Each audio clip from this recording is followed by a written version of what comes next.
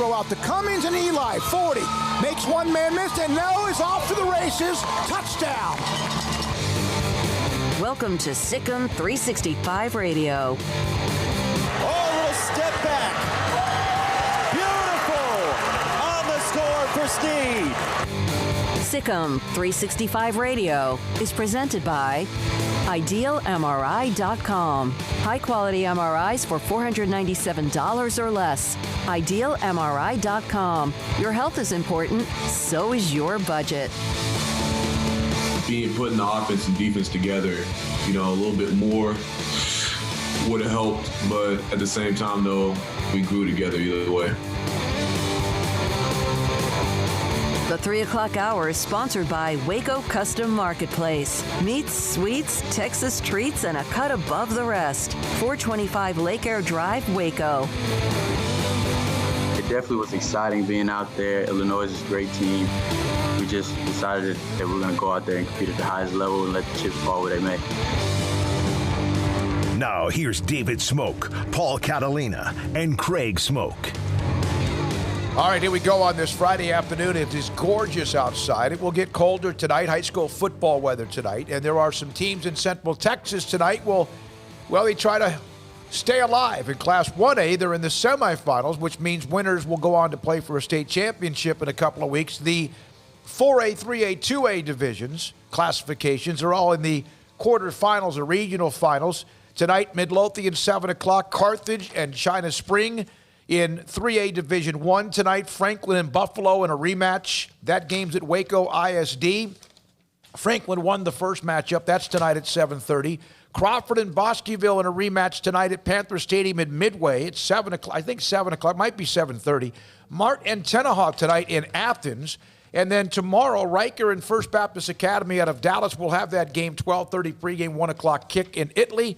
Live Oak, a classical tonight in their game, 6 o'clock, will be playing Dallas Lake Hill Prep School. The six-man Blum will play May tomorrow at 6 o'clock in Dublin. Strawn Richland Springs tonight will play 6:30 in Dublin. And we have a lot to get to with Gonzaga and Baylor, number one against number two, number one and number two both ways in just a second. But how many of you who saw the video of the young man from Edinburgh that has lit up the national media? Yeah, I've seen it. I've seen a couple different, versions of it. It might have been the same video and just zoomed in or something, but I've seen a couple videos and seen the video itself, a handful of times at this point. Yeah, if you haven't seen it, it is right there. Okay, this is what's happened.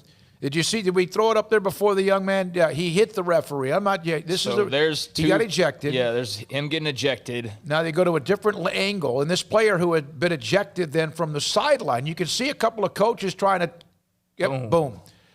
The young man is ejected. It was a personal foul for a hit on the quarterback and then unsportsmanlike penalty. He went to the sideline and then came back. And now a couple of notes about this. When I first saw this, the first thing I thought was, oh, my God, this will be the lead story nationally all over the country.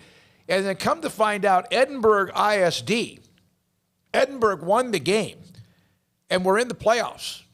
But they have eliminated themselves. Edinburgh High School has decided that they will not play in the postseason, that they've taken themselves out. And when I first saw that, I'm like, wait a minute. This young man lost his composure, anger management, whatever you want to say, dumb, terrible decision. So why would you eliminate the entire program? Come to find out, this football player also was a soccer player who shoved an official during a game last season. Mm-hmm. And so Edinburgh, I guess, may be concerned that they have an issue. I don't know. Have eliminated themselves from the playoffs. We're going to hear from a couple of Baylor basketball players in just a moment. Also, Jeff Goodman from the stadium on the game tomorrow between Baylor and Gonzaga, plus thorough high school football coverage as well. What were your thoughts? Do you think they should eliminate themselves from the playoffs? Look, they knew they had a problem. They knew they had a problem. Okay. They knew they had a problem with this kid, and then they couldn't control it ultimately. And so, yeah, I think they probably should have. I mean, it just... 254-339-1122. Your thoughts and feedback, if you want to give us your thoughts and feedback on it, because we want to get to those comments as well. 254-339-1122 is our text line. Craig, you think that they should eliminate themselves from the playoffs? I mean, I don't know about all that. I mean, I don't know if one kid means the whole team doesn't get the opportunity, but if he's been a problem previously, then that's on them. And you could tell if you watch the video all the way through that one of the assistant coaches, I don't know if it's an assistant or the head coach or whoever, is like forehead to forehead with this kid, calming him down. And all I could think of as I was watching it was like, this is not the first time they've had to do this. This is clearly a kid who's got serious issues. I mean, anybody who does that, and we've all been really mad at some point, but anybody who goes to those lengths to run out onto the field and to blindside an official, it has got screws loose. And I don't know what this kid's background is, but I bet my next paycheck it's not good. So he needs help, clearly. He doesn't need to play football anytime soon. I don't know about the rest of the team, but if you feel like you were part of the reason this was an issue, then maybe it's right. Maybe they didn't see the signs. The sign was he pushed an official or a referee during soccer. Also, his name is Emmanuel Duran. He's a senior at Edinburgh High School. The official, Freddie Gracia, was knocked down. They were worried about a concussion. A cart came out, took him off the field. He did not continue. He walked away eventually and is okay. Well, Paul, would you please get that for me? Thank you very much. I don't think you need this. Now, there's a lot of things none of us need. So here are some of the responses real quickly, though, we got from Pat. So adults screw up kids' lives for months by taking away so much for BS reasons, causing serious damage emotionally. Now they decide to take more away due to a dumb decision by one player. Cut him, suspend him, but unless there's a huge unknown, then it's too far. Nani, there was a similar incident in San Antonio years back. Player claimed a coach egged him on. I don't remember the outcome of that. And there's been others. Seems to be a reoccurring problem here. Maybe with the soccer incident last spring, the athletic department culture issue could be a problem. And there's more and more responses from you on just my Twitter timeline alone. Here's from DJ Sweet and Low. Wow, overkill, but the old saying stands true. There is no I in team. Sad for that team.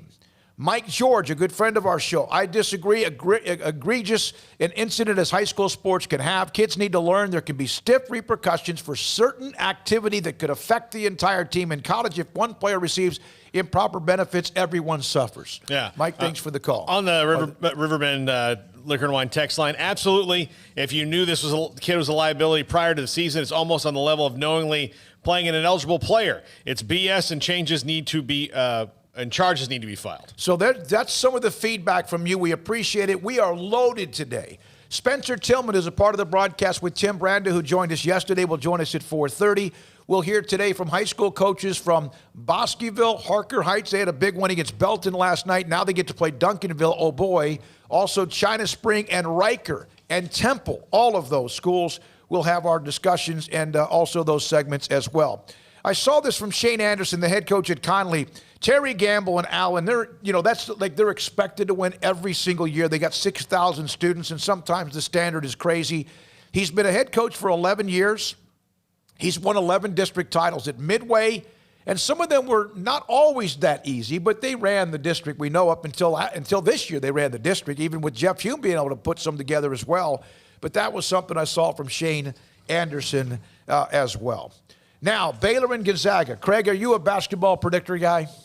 I mean, I was asked to be today. Not typically, no. I'm not a big predictor guy. As far as I think it's going to be this score. I pick who I think is going to win. I don't typically have much of an opinion on what the exact score is going to be, but if you ask me, I typically have an opinion on who will probably win. I've heard this, and we want to discuss it. Then, Paul, we have a couple of comments from players. Then Jeff Goodman will join us. Just one player. One player, okay. Is that you don't want to get into a track meet with Gonzaga. Doesn't Baylor, with all their guards and with their weapons and arsenal, why would they, by the way, Statman's in the studio, great to see you, would they not have the ability to keep up with any kind of track meet? Yeah, I think that it's going to be a track. You don't want to be going to track meet with either of these teams. So there's probably going to be a track meet. I would assume that there's going to be. I think this game's. I told Jason King earlier today when he asked. I think the game's going to be in the 80s. I think it's going to be in the mid 80s. I think it's going to go back and forth, and it's probably going to be one of those last possession, or last couple possessions in the last minute and a half or so games because they're very evenly matched. I actually think Baylor's better. I think they've played better competition throughout the last couple of years. I think they're better, and I think they win. 84-80 from the 254. I think I actually threw out a number. I'm not a big predictor guy because you never know about tempo if a team has an off night shooting, but I said Baylor I think they can get into a track meet. Of course, a lot of it is you got to control the boards as well. And I love what I saw with the athleticism inside that I was concerned about with JTT and what they did. I said 84-81 Baylor. What the heck? Let's run at the track meet. I mean, I did throw a number out there. I think I said 76, 72, and it probably will get into the 80s, but then oftentimes I think we overshoot on college sports and the number of points that are always scored. But these are two teams that could definitely get into the 80s. So, yeah, I think I went 76-72 Baylor. I think they get the win tomorrow. Now, Armstrong, you got a thought about tomorrow's showdown, number 1 against number 2, the 43rd time in the AP that's happened in college basketball regular season? No, I haven't watched Gonzaga yet, so I don't feel comfortable really predicting. All right, that's good. All right, Paul, who are you picking? I'm picking Baylor. All right, all right, and again, Jason King and Ashley Hodge from Sic'Em365 are there. Jeff Goodman, who I was able to have a chance to visit with earlier today from the stadium, we have that as well. Paul, players today had a media session in advance of tomorrow's showdown 1 against 2. Just Scott Drew and Jonathan Chamwachashua. That's all we had today. And one of the things, this is the first time we've really gotten to talk to Jonathan. Really fascinating kid, really enthusiastic kid. And he says that he's an energizer. I'm more like an energizer. Like, I just bring my teammate up, just bring some energy to the team, get a bench involved. That's pretty much what I need to do and what I do. And you saw that spill over. I asked him about, he mentioned that he's an energizer, about where that joy comes from. You see, he's a student, a kid that has a tremendous amount of faith. I'm always been an energy guy, but the joy is more about what we are about here at Baylor, Jesus or ourselves. So I always put Jesus and others before me, which is why I always feel the need to just get everybody involved. I enjoy spending time with these guys. I enjoy what we're doing.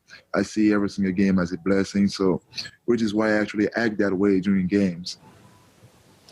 Yeah, he's a happy dude. Yeah. He's a very happy dude. You can see it on the way he plays on the court. You can see it. And he's an unknown, at least if you haven't seen him. And even Goodman mentioned this to me. He goes, every coach says their best player is the one who's not able to play that year because they're marinating. It's a red shirt, whatever, the transfer rule. And then we saw JTT unleashed against Illinois. And they needed him inside because the big kid, a couple of their big guys were dominating Baylor inside, creating problems for Mark Vital just because of pure size of 5, 6, 7 inches he was giving up, even though he can play bigger than what he actually is when it comes to his height. So Baylor and Gonzaga tomorrow. Armstrong Sims, great to see you running the mothership. We are loaded today. At 3:30, we'll hear from Clint Zander from Bosqueville, their rematch against Crawford. And right after that, Jerry Edwards and Harker Heights beat Belton 42-20. Rashawn Sanford had 300-plus yards rushing last night in the win against Belton. Now you get, by the way, Duncanville. But that's fine. You're in the playoffs. That's great to hear. Grayson will join us at 3:45. That's just the first hour.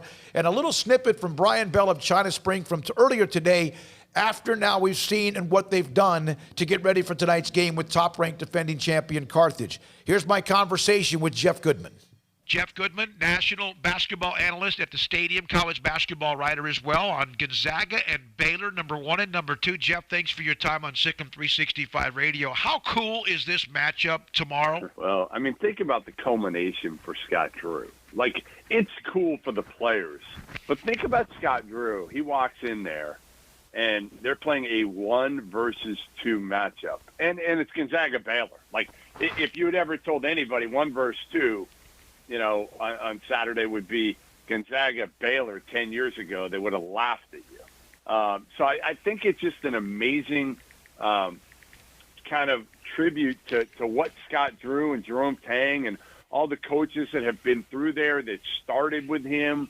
And he's got a pretty good tree going here with coaches. What they all did and some of the players that, the Tweety Carters of the world that kind of started this thing off many, many years ago. But at the same time, he's put them in position many times.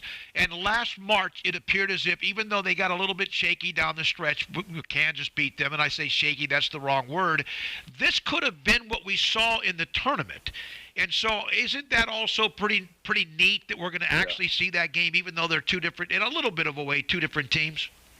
1,000%. That's why I had them ranked, I had Baylor 1 until 2 weeks ago, and then I changed my mind when Andrew Nembhard became eligible for Gonzaga because I just knew what he would mean to that Zags team. But you're splitting hairs. Those are the two top teams in the country, and they were really good last year. So it's kind of cool that, the Jared Butlers come back and get rewarded for coming back and having a team that's still really good and having a chance to maybe do what we thought he'd have a chance to do last year, which was go to the Final Four. When you lose Freddie Gillespie, his stability inside and what they were going to be able to do inside. And initially, Illinois was able to beat them up a little bit in that first half. But then they came back and the transfer JTT from UNLV and a couple of others started to maybe show what they have, athleticism inside. How important do you think that was? No, very. I mean, very. Like, again, it was a really good game early, and then they kind of pulled away. And, I don't know if they need confidence. Most of those guys have it. But, watching like JTT and Flagler. Yeah. Those were the two that you just didn't know. You hadn't seen them. And, listen, Scott Drew can tell me whatever he wants about Flagler and how good he looks and how JTT, brings effort every single day. But, I've had so many coaches tell me in the past. I'm not debating, disputing what Scott Drew told me, but most coaches will tell me every year their best player is the guy sitting out. Every year, I hear it, and I'm like, here we go again. I want to see it, and a lot of times it's not accurate. A lot of times, once the lights go on, and they're not jacking up every shot and have the freedom to do whatever they want, and on the scout team, they're just okay. But Flagler and JTT certainly showed me that they can play. They can play when the bright lights are on. What's the key, Jeff, with Baylor and Gonzaga? We know how much firepower Gonzaga has. We know both teams can load it up, and both can play defense as well. Baylor shut down Illinois eventually in that second half and really just put the screws to them. What is, in your opinion, the key to the matchup for either team? Pace. You don't want to run with Gonzaga. You really don't, especially if Jalen Suggs is healthy, which, that's another key, obviously. Right. Jalen Suggs' health, and, he wasn't himself. I mean, I can't believe, Scott, that Mark View put him out there, to be honest. I was surprised because he was hobbling around and playing off the ball and not doing a whole heck of a lot. If he's 100%, I think they're tough to beat. But if you're Baylor, you don't want to get into a track meet with Gonzaga, especially if they have a healthy Jalen Suggs. Like, Jalen Suggs is to me, he's got a little bit of Russ Westbrook. He's got a little bit of Jason Kidd in his game. He can really, really go. He's got that extra gear. And Gonzaga's got a lot of other players around him. They fit together very well. Not that Baylor doesn't, but again, I would want to slow it down and get in the half court a whole lot more. So I think ultimately, pace is going to be the key factor in deciding who wins this game. You mentioned what this has been, that if you ever said there'd be a 1 against 2, you could mention Gonzaga, you could mention a lot of different of the blue bloods, but it's Baylor and Gonzaga. A lot of people, you and others, a lot of people now know what Scott Drew has done and the reclamation project. How is this kind of also, in a way, even though he doesn't need this and doesn't want it, kind of a coming out party again for Baylor basketball? Yeah, absolutely. I mean, again, I think people forget the Elite Eight run, and it's always like, what have you done for me lately? Unless you're Kentucky or Kansas or Carolina, one of the blue bloods. Are people going to remember what Dayton did last year? I don't know. So I think, yes, this is continued validation for a coach that honestly took a lot of crap early on. Took a lot of crap when he took over Baylor, whether it was, taking over that program that was a mess at that time, or taking a lot of crap from people in the industry that thought either he cheated, which obviously was proven to be not true when the NCAA went in there for a long period of time and found nothing, and that he can't coach. And this dude can coach. He's real. He's positive. He's like everything that's good about this game right now. That's my take about Scott Drew. He's everything that's good about this game. And the fact that some people question, the only thing I ever questioned was could he really be this nice and this positive all the time? Yeah. I always thought, early on when I first met him, come on, it's got to be an act. And I'll tell you, and you know this better than me, it's not an act. No. This is Scott Drew. This is who he is. He's real. He does it the right way. And again, he's like the anti-Greg Marshall. That's what he is. There you go. At Goodman Hoops on Twitter. Jeff Goodman, basketball analyst, college basketball national writer at Stadium. Thanks for your time, Jeff. Appreciate it. Thanks, Dave. That's Jeff Goodman, and I like the fact that I had one of you, someone asked me, how come he didn't pick Baylor in his Final Four? Well, you could only pick 4 teams, and yes, Baylor would absolutely be someone in the wheelhouse when it comes to a Final Four. But one thing I love about what Jeff Goodman has done, because we had him on a few years back, maybe 10 years ago, I was not a big fan of Scott Drew. A lot of people have come around and understood he is who you see. That is not some kind of mirage or fake. There's nothing there that's a fraud when it comes to Scott Drew. And a lot of people that were hard on him, and a lot of it also had to do with he came in and started beating teams that you're not supposed to beat, and so there's a lot of pss, pss, pss with him.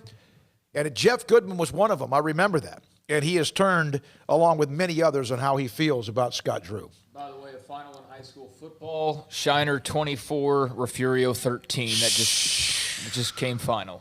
That's it. I'm done. Yeah. Just think, 35, 36 years ago, you set off on a path by having a child that would one day defeat you. Would you have read that score if Fury had won? Yeah, because it's just coming down as a final. Yeah. So, I mean, that's a great win for Shiner. That's a game we had picked. That's one of the biggest games of the day by far, and it was a close game. Shiner kicked a field goal with like seconds left just to kind of seal their lead, but it was a one-score game up until the end there. And, yeah, sounds like another classic between those two. Probably meet up again next season. So they play a lot, man. And we've mentioned Refugio's had most of the time their number in the last 5 years. So it now comes down you and me.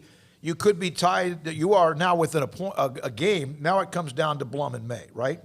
Yeah, and then obviously a few more weeks, or however many more weeks to go. There's a bunch of weeks left. All right, when we come back, we're going to hear from Brian Bell, a couple of minutes from him earlier today as they get ready for their game at Midlothian against #1 defending champion Carthage. They have beaten some of the brand names in West Orange Stark and in Sealy and in Jasper, and they hammered a lot of them. We'll hear from him on Carthage tonight, and also we'll hear from Clint Zander. They have the rematch with Crawford and Harker Heights in the playoffs after the win against Belton. Then we go into Baylor recruiting. Many things, football and basketball with Grayson Grunhafer. This is Sic'Em 365 Radio. Waco Custom Marketplace. I was there a couple of days ago, and I walk in the door, and, of course, up and down the aisle, it's pretty much what you would think. There's pasta, there's seasoning, there's sauces, there's a lot of box meals if you want. And then off to the right, they have the refrigerator loaded up with cold beer and wine, and also if you want soft drinks or much more, even milk, eggs, that kind of what you want. And then on the left side, you have the baker or the butcher shop. The butcher shop, it starts with seafood and then goes into pork and poultry. And then in the back, it's beef where you can get your custom cut steaks and much more. And they're constantly doing something for you when it comes to that. You can also call ahead and say, hey, I want this, this, and this, and they'll have it ready when you pick it up. The bakery, which every day, fresh baked bread and kolaches, of course, in the morning, among many other goodies. And fresh vegetables out kind of in the area behind what you have when it comes to up and down the aisles and near the butcher shop. And then off to the back corner, seasonings, sauces, what you want, whether it's dry rub or you just want something to put on your chicken or steak, you got that as well. Also, the Marketplace Family Box for $70. 5 pounds of ground beef, 5 pounds of 6-ounce chicken breast, 5 pounds of bone-in pork chops, and 5 pounds of sirloin steaks for just $70. That's just one of what they have this week, right now. They're open tomorrow as well at Waco Custom Marketplace. The Marketplace Barbecue Box for $50, a piece of tri-tip, 2 racks of St. Louis ribs, and also 2 3.5-pound whole chickens. Waco Custom Marketplace, 425 Lake Air Drive, or WacoCustomMarketplace.com. When it comes to value and great customer service, you can count on us. Alan Samuels Dodge Chrysler Jeep Ram Fiat. As a Customer First Award of Excellence winner, our customers always receive exceptional service, and during the Big Finish event, you save thousands on every car, truck, and SUV. Plus, most vehicles feature 0% financing. The Big Finish event. Now at your friend in the car business, Alan Samuels. Boots add protection. Good boots help you climb better and move forward faster. And when your son or daughter steps into the boots of a U.S. Army officer, they also learn how to lead. In these boots, they'll gain more confidence with expert training in one of more than 150 occupational specialties. In these boots, they'll stand a little taller and lead a team with diverse backgrounds and areas of expertise to successfully accomplish whatever challenge comes next. In these boots, they'll earn respect with valuable experience from day one that will give them solid footing for success into the future. Highly qualified candidates who earn a spot on our team can receive comprehensive health care coverage, college tuition assistance, and a bonus of up to $40,000. See all the things your son or daughter can achieve in our boots at GoArmy.com. U.S. Army Waco Recruiting Company, 254-598-8131 or 254-776-1543. With more than 160,000 alumni worldwide and counting, the Baylor family is growing. And through the university's expanded Baylor alumni program, the family is growing closer. With hundreds of local volunteers planning events in cities and towns around the country, you can gather with fellow Bears no matter where you are. So, get connected, get something started, get involved, and make plans to get together with Baylor alumni. Visit us at baylor.edu/alumni. How did Edward Jones become one of the biggest financial service companies in the world? By not acting that way. Financial strategies, one-on-one advice, it's a big difference. And that's why Brad Wilson, your Edward Jones financial advisor, makes sense of investing. Experience the difference for yourself. Brad Wilson, 250 Sharon Drive in Woodway, 254-776-4337. Edward Jones, member SIPC. You want to know why Stonewood Dental is so successful? Listen to what happy customers have to say. It's pleasant. It's different than any other dentist office. I really feel like they care. And it's not that you're here for 2 hours waiting on someone to take care of you. It's quick and easy, and I bring my kids, and my kids love being here too. They really love the treasure box. Staff is really nice and accommodating, real friendly. You feel more like home. It's not sterile looking. Everybody has their own personalized rooms with decorations and decor, and they'll even have a blanket for you when it's cold. I've recommended people to actually come here, and they are patients now. I really love it here. It feels like family. Learn more, stonewood-dental.com.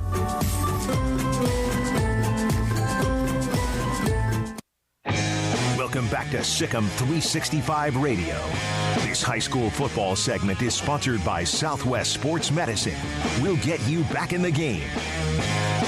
Tonight in Midlothian, top-ranked defending champion Carthage against China Spring, and China Spring has gotten on a roll since they lost that heartbreaking game in overtime to Conley. Then they had an off week, and then beat Jasper, then West Orange Stark, and then last week they beat Sealy, and they've done and won all 3 games by jumping out early. They play tonight. We all know about the history of Carthage. We heard from Scott Surratt yesterday. We've heard from Brian Bell earlier, but also had a chance to visit with him for a couple of minutes earlier today about today and what the week has been like for China Spring. All right, Brian, here we are. I spoke with you earlier in the week, and now you've had some practice. It's game day. Your thoughts as far as the week of preparation and the focus of your team tonight? Absolutely. Love where we're at right now. Just had a great week of practice and actually improved as the week got on. So really like where we're at going into tonight's game, and hopefully the traveling mercies to Carthage and us as we travel out and get to Midlothian tonight, and hope everybody gets there safe, and hopefully it's a good ball game. Brian, you've been able to jump on people early and maybe send a message. I keep going back to the West Orange Stark when Dawson Exline blocked the punt early, and it just kind of set the tone. And you've done that with the other games as well. How important is that tonight with Carthage? Absolutely. I think, it doesn't matter when you hop out there on them. I think Carthage usually starts really fast too, so our game plan is just really to kind of go out there and hang with them as long as we can. And, our guys have done a good job recently of just making plays, whether that's on special teams, whether that's offense or defense. They're just going out there and making plays and not really looking around and waiting for something to happen or waiting for somebody else to do something. So really proud of our guys in that regard, and hopefully we can continue that tonight. I did speak with Coach Surratt, and we know what he's done there, and he was very complimentary of, what you've done in the playoffs and what your team. In fact, he told me, he goes, I thought we felt like because they'd seen Jasper and a few others, there was a chance they would see you in the quarterfinals if they kept on winning.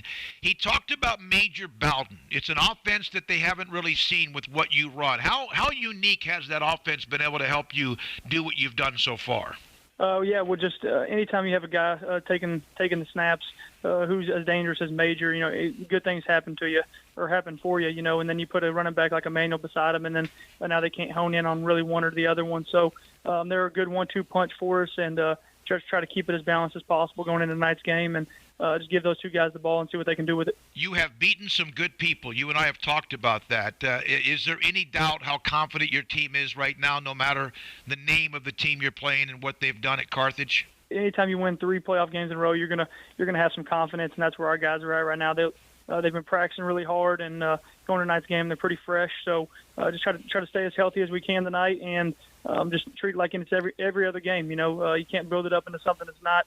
Our goal is just to go 1-0 tonight, and that's what we've been preaching all season long, so we're not changing much. One more thing. What's it like at this time of the year? I know you've made runs before, and just, again, Carthage, it was just back in 16 and in a semifinal game. What's it like around the community, the excitement right now, as colder weather in a huge playoff game?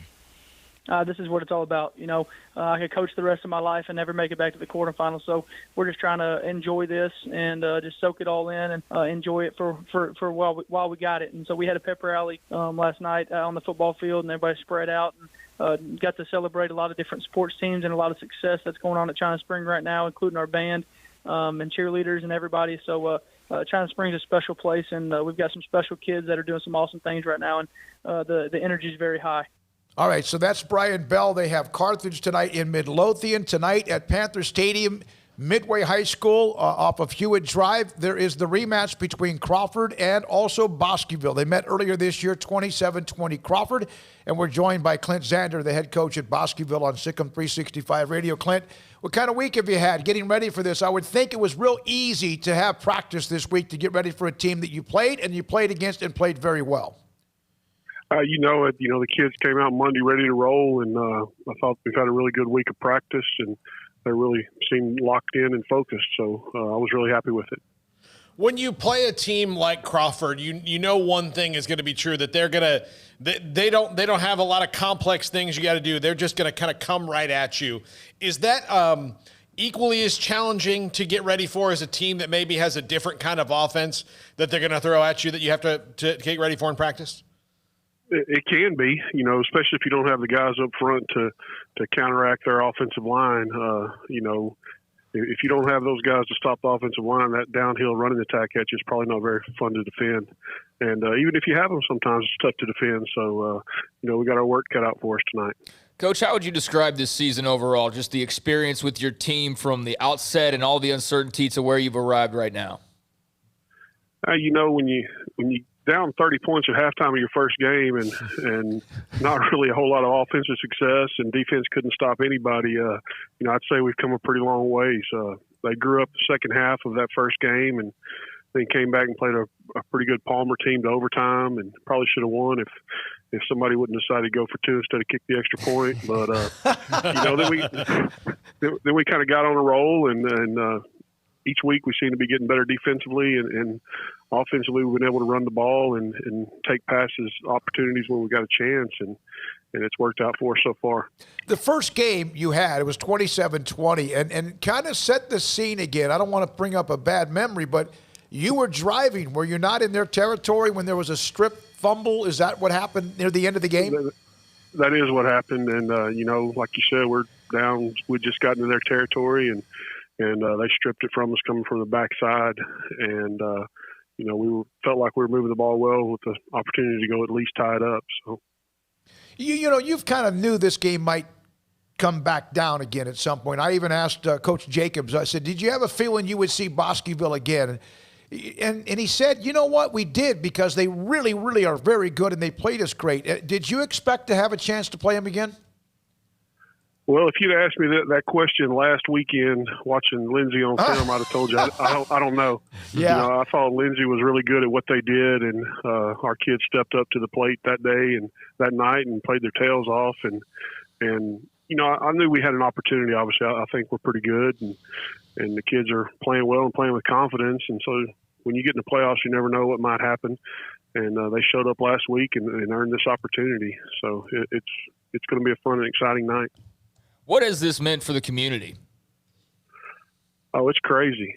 It's crazy. You know, I've had 5 million people text me about tickets and good luck and all this stuff. And, you know, I've been here a while, obviously, so I know a lot of people and a lot of former students and former players and former colleagues that have all reached out this week. And you know, when you get down and you're in the final 8, there's not too many people to cheer for. And so all those old buddies start coming back and wishing you well, and all the town members. And so, you know, I'm sure it's the same thing over there at Crawford, that those folks are fired up about it too. How much has Jake Bradshaw grown up in front of your own eyes this year and give you that passing attack that was able to bring you back and upset it based on state rankings, Lindsey?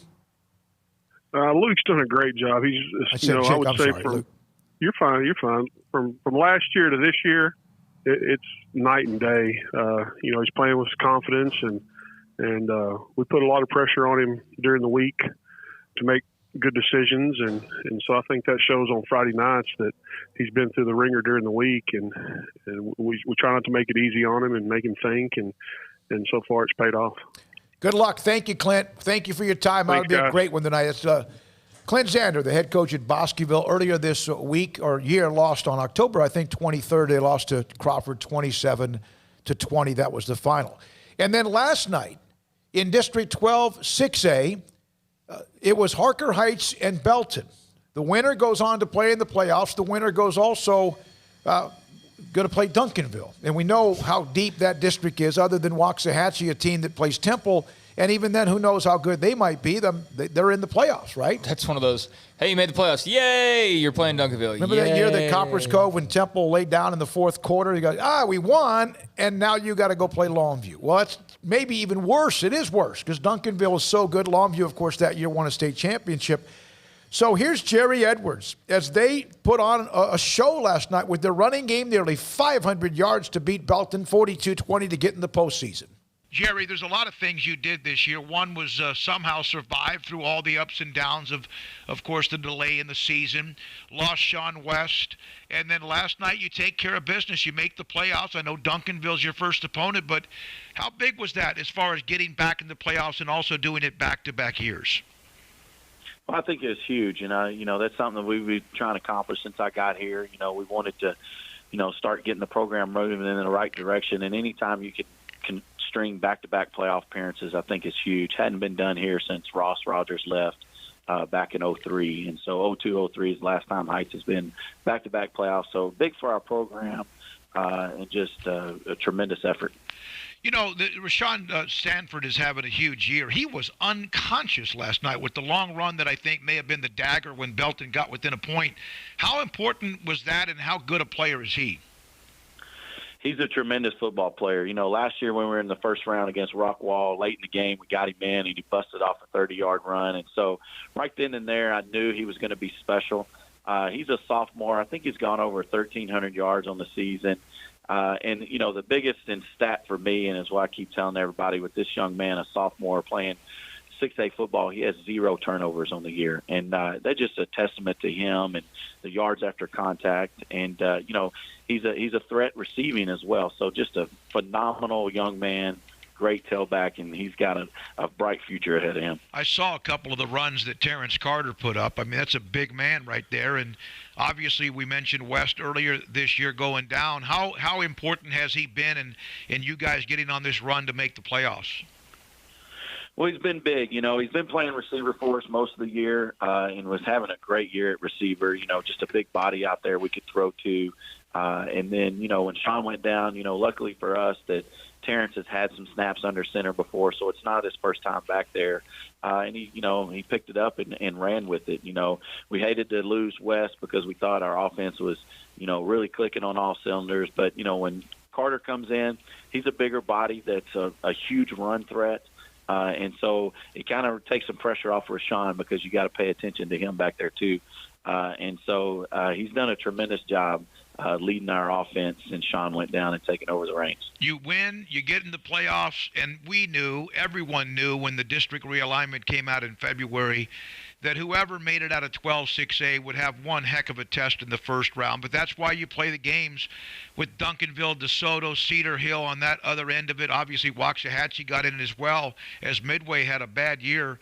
Your thoughts about Duncanville? I mean, you don't have to say much, right? You just turn the film on, the players know? Yeah, I've talked to some of those guys in that other district, 11-6A, and they've given me kind of the rundown on Duncanville, but we played them in 2016 in Duncanville, so it's familiar to us as a coaching staff, and that was the year before they went back-to-back state championship games, and so Coach Samples has done a tremendous job, and they got athletes all over the place, but they're going to put their pants on the same way we put our pants on. We're going to put 11 on the field. They'll put 11 on the field, and the good thing about our kids is, we stand up to a challenge, big or small, and our kids will be ready to go to Duncanville and put up a good fight. There's Jerry Edwards, back-to-back in the playoffs for the first time since 02-03. Ross Rogers, who's now at Bryan, was the head coach. 254-339-1122. We'll have Grayson Grundhafer. He'll come up next to discuss Baylor recruiting the week with Oklahoma, even Gonzaga Baylor men's basketball. Let's go to T-Rex on the phone lines. Paul? Yes, T-Rex, you're on the Impact Health Labs call-in line, and I apologize for the hold. This was unplanned. Hey, gentlemen, no apologies needed. I'll hold for you, gentlemen, all day long. Hopefully our offensive line's not holding too much, though, on Saturday. But that brings me to my first point of the day, and I'll try to be quick because I know y'all got a stacked show because that's what y'all do. Y'all bring us the best of the best. Baylor basketball, they will defeat Gonzaga, but I think the biggest part of that game that's going to matter is the fact that Gonzaga, they've been there. They've been at the top a lot lately. This is going to prove something. Is Baylor ready to play as a top caliber team against other top caliber talents? We saw that the other night against Illinois. Well, let's see if we can continue that. It seems like we've gotten to those points lately over the last few years, but we haven't been able to get over that hump. So I think this is the year, and we're going to beat Gonzaga. And I think the stats say that the difference has always been 1 point. So here's my prediction: 99-98 Baylor Bears. It's going to be a shootout. The only other thing that matters tonight or today, doesn't even matter. It matter all weekend.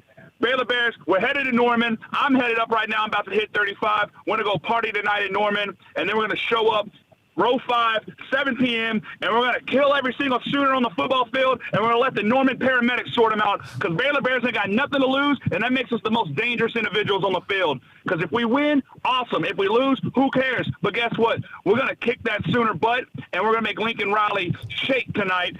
He's thinking about the fact that T-Rex and the Baylor Bears are ready, and we're fired up, and Charlie Brewer and the boys are going to come, and then Bradley King's coming off that edge every single play, and he's going to rattle the rattler. So here we go, Baylor Bears.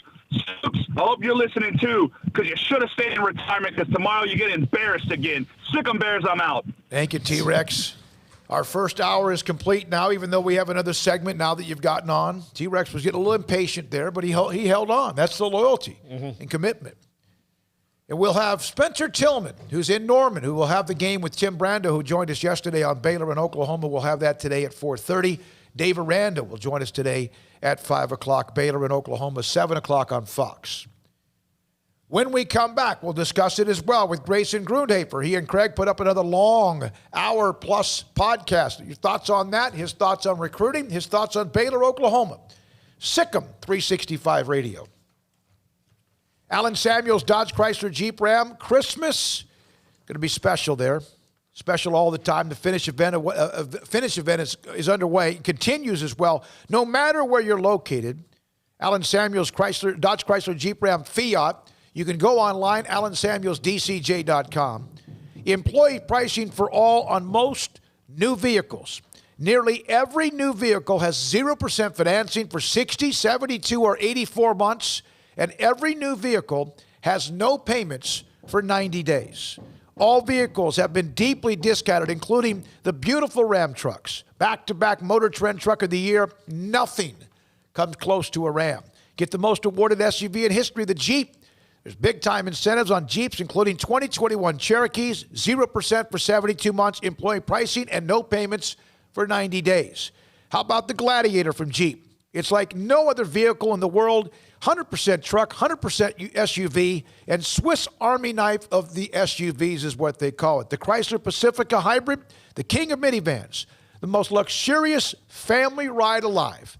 $9,500 in values, employee pricing. You can go to the lot at Allen Samuels Dodge Chrysler Jeep Ram Fiat, Loop 340 east of 84.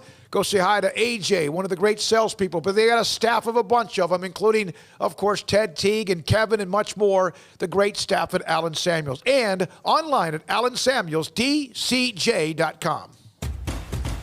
Hey, this is Bryce Petty, former starting quarterback and two-time Big 12 champion. And I know firsthand the importance of being in top shape both on and off the field. So listen up, men. If you're feeling beat down day in and day out and looking for that high-performance edge that separates the men from the boys, then look no further than the Petty Clinic Low T in Waco. Petty Clinic is a comprehensive men's healthcare clinic with an atmosphere catering to men. Board-certified Dr. Kent Petty has a special interest in offering the highest quality medical care to men of all ages. Some of the services offered include screening and treatment for low testosterone or thyroid, infertility, high blood pressure, diabetes, high cholesterol, sleep apnea, while offering comprehensive wellness exams and complete men's health lab panels. High performance men, remember, it's not just a Petty thing. This is Bryce Petty, encouraging you to reach out and Google search Petty Clinic Low T or go to pettycliniclowt.com and get your complimentary lab screening today.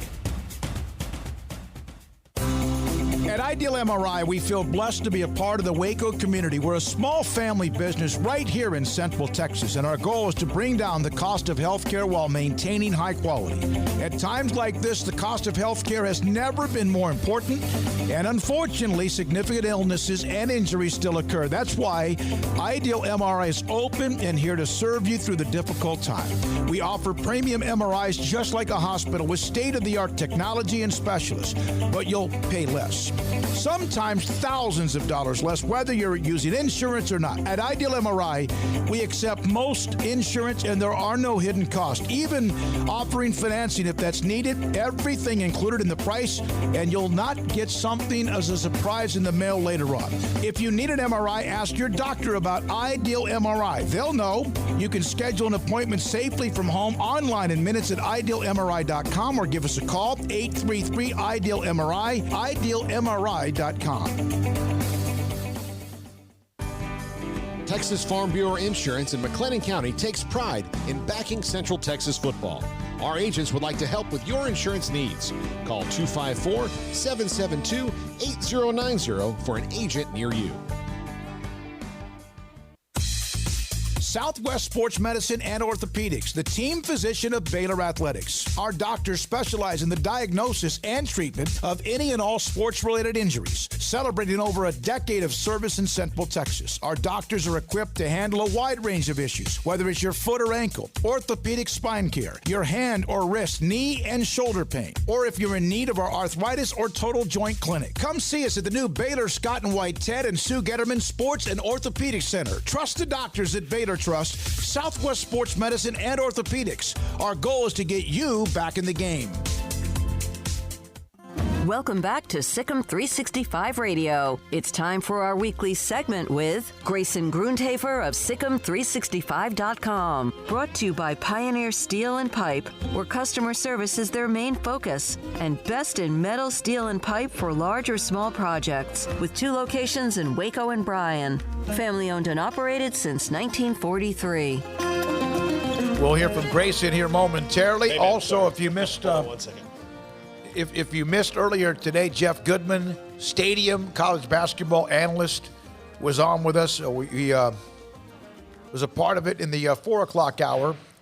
We'll hear from many people, including Spencer Tillman, also Scott Stewart at Temple, and Max Olson, theathletic.com, has written the story about Iowa State running back Breece Hall and his trip and how he got to Ames, Iowa. Joined by Grayson Grundhafer now of Sic'Em365 Radio, Sic'Em365.com.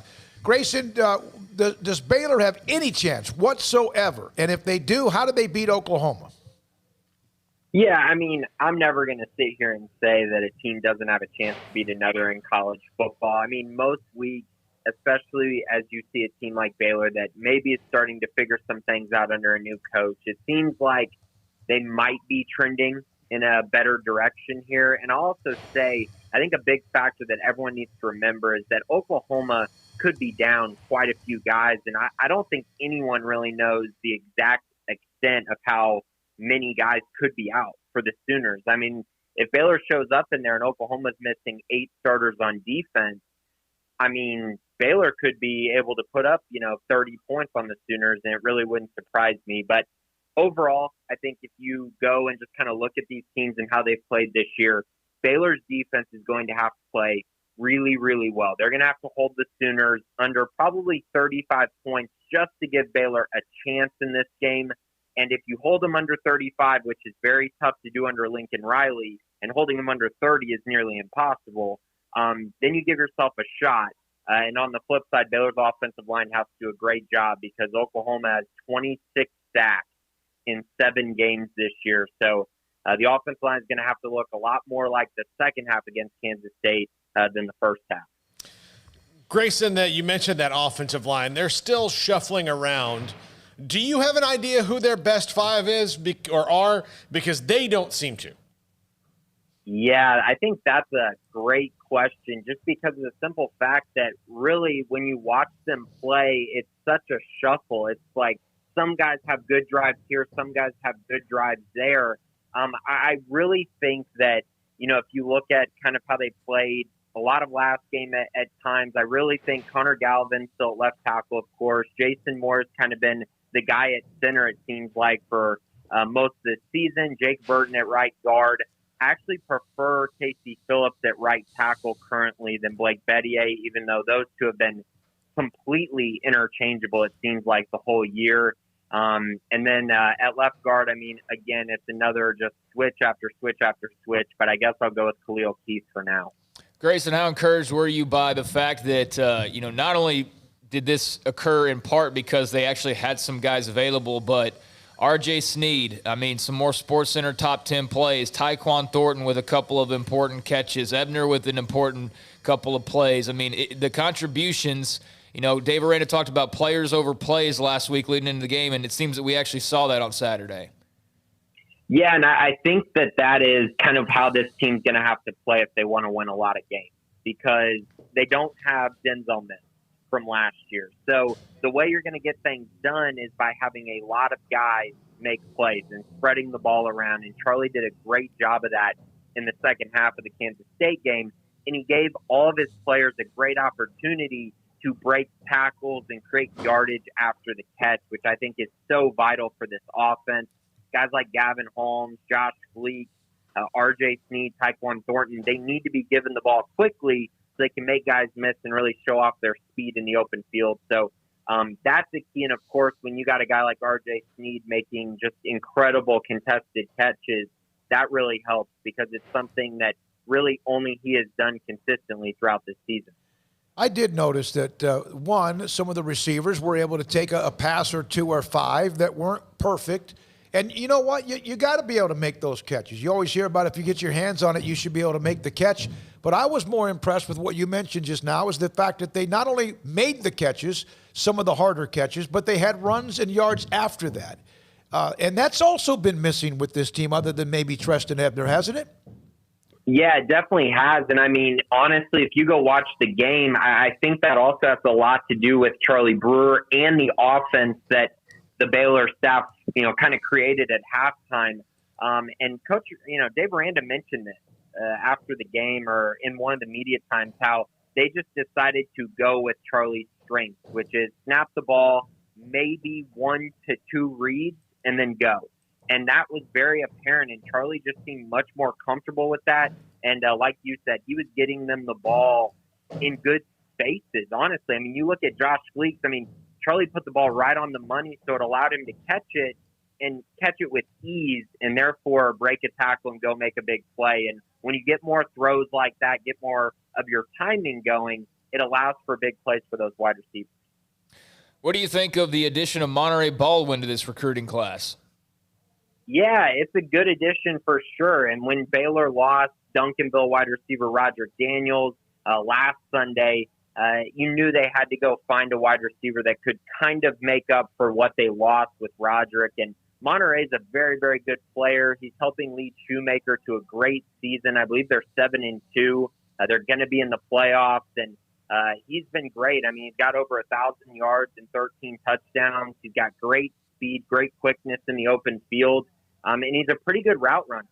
And unfortunately, he's a guy that just wasn't able to go to camps and show off what he could do, and didn't get the huge offer list that some guys maybe have right now. But a lot of kids are just going to go under the radar this year because of the lack of camps, lack of ability to go show your true height and your true speed. And that's what happened with him, because I truly believe he is a Power 5 player, and I think he's a guy that a lot of teams are going to regret missing him. You know, and you got to have, you know, you lose your commitments, they end up going elsewhere. There is plenty of talent. We discussed that a week ago. There is plenty of talent. You just, well, I guess it was before Thanksgiving because we weren't with you on Friday, but there's plenty of talent. Just go watch games. Go watch those midweek games. Go watch any of the Maction or whatever. There's players everywhere. You just got to be able to go find them. I like the fact that they were able to dip into Killeen because they haven't done that very often. You mentioned Craig Shoemaker with Johnny Jefferson. And then also the Amari Evans is a connect. He's a friend. He's pretty close. Of course he is. He's a teammate. But, you know, who knows? Maybe he has an impact on Amari Evans as well next year. Yeah, for sure. A 2022 kid that Baylor got in on pretty early, and Amari, a very good player as well. And like you mentioned, building a little bit of a connection in the Killeen area and the Central Texas area in general always bodes well for Baylor if they're able to land the top talent in that area. I mean, that should be a goal for sure for any staff that is coaching at Baylor. Grayson, your thoughts on the Baylor men and Gonzaga coming up tomorrow? Yeah, really excited for this matchup, guys. I got to watch both teams when they played earlier this week, Gonzaga beating West Virginia, and, of course, Baylor beating Illinois. And I came away very impressed with both teams. I mean, Gonzaga got it done without, in my opinion, their best player in Jalen Suggs. And as far as Baylor goes, they were able to beat an Illinois team that came in really thinking like they were maybe one of the top two teams in the country, and Baylor beat them pretty good. So I was really impressed by both teams. I think Baylor just showed exactly who they are. You showed Adam Flagler off. He finally got to show up on a national stage and show just how good he is and why everyone has been so excited about him. And he's just another guard that can flat out score the rock for the Bears. And so I think that this is going to be a very good contest. I think Gonzaga has some bigs that are going to give Baylor some issues with Drew Timme and Corey Kispert. They can stretch the floor a little bit with their three-point shooting while also being physical down low. So it's going to be a big test for Flo Thamba and JT down low for the Bears. But I do expect Baylor to win this game. I think they're a little bit better defensively. And I just think that as a team, they're a little bit more polished in that regard. And I think both teams can flat out score the ball. So I think I got to give the edge to the better defensive team, which at this point I do think is the Bears. Thank you, Grayson. Appreciate your time. Grayson Grundhafer, Sic'Em365.com. He does a lot of the recruiting updates, checks in on recruits, commits, etc., prospects, and also the podcast. Craig, a full hour plus again this week, correct? Yep. That goes up on Sic'Em365.com in the premium section as well. Coming up next, Max Olson, his story about how Breece Hall, the running back, All-American candidate at Iowa State, how he ended up at Iowa State, and the weekend, including Baylor at Oklahoma and more. Sic'Em365 Radio. Richard Carr, Buick GMC Cadillac. The holiday savings event continues on now, and there are a lot of great deals that can be yours here with Christmas right around the corner. Sierra, a truck with it all. Power, first-class seating, unbeatable technology. Right now, you can save $8,000 off a 2021 GMC Sierra Tex Edition Crew Cab at Richard Carr. Maybe you're looking for a top-of-the-line midsize SUV. Well, how about saving $7,000 off GMC Terrains or $7,500 off of Buick Envisions? Test drive both and save big today at Richard Carr.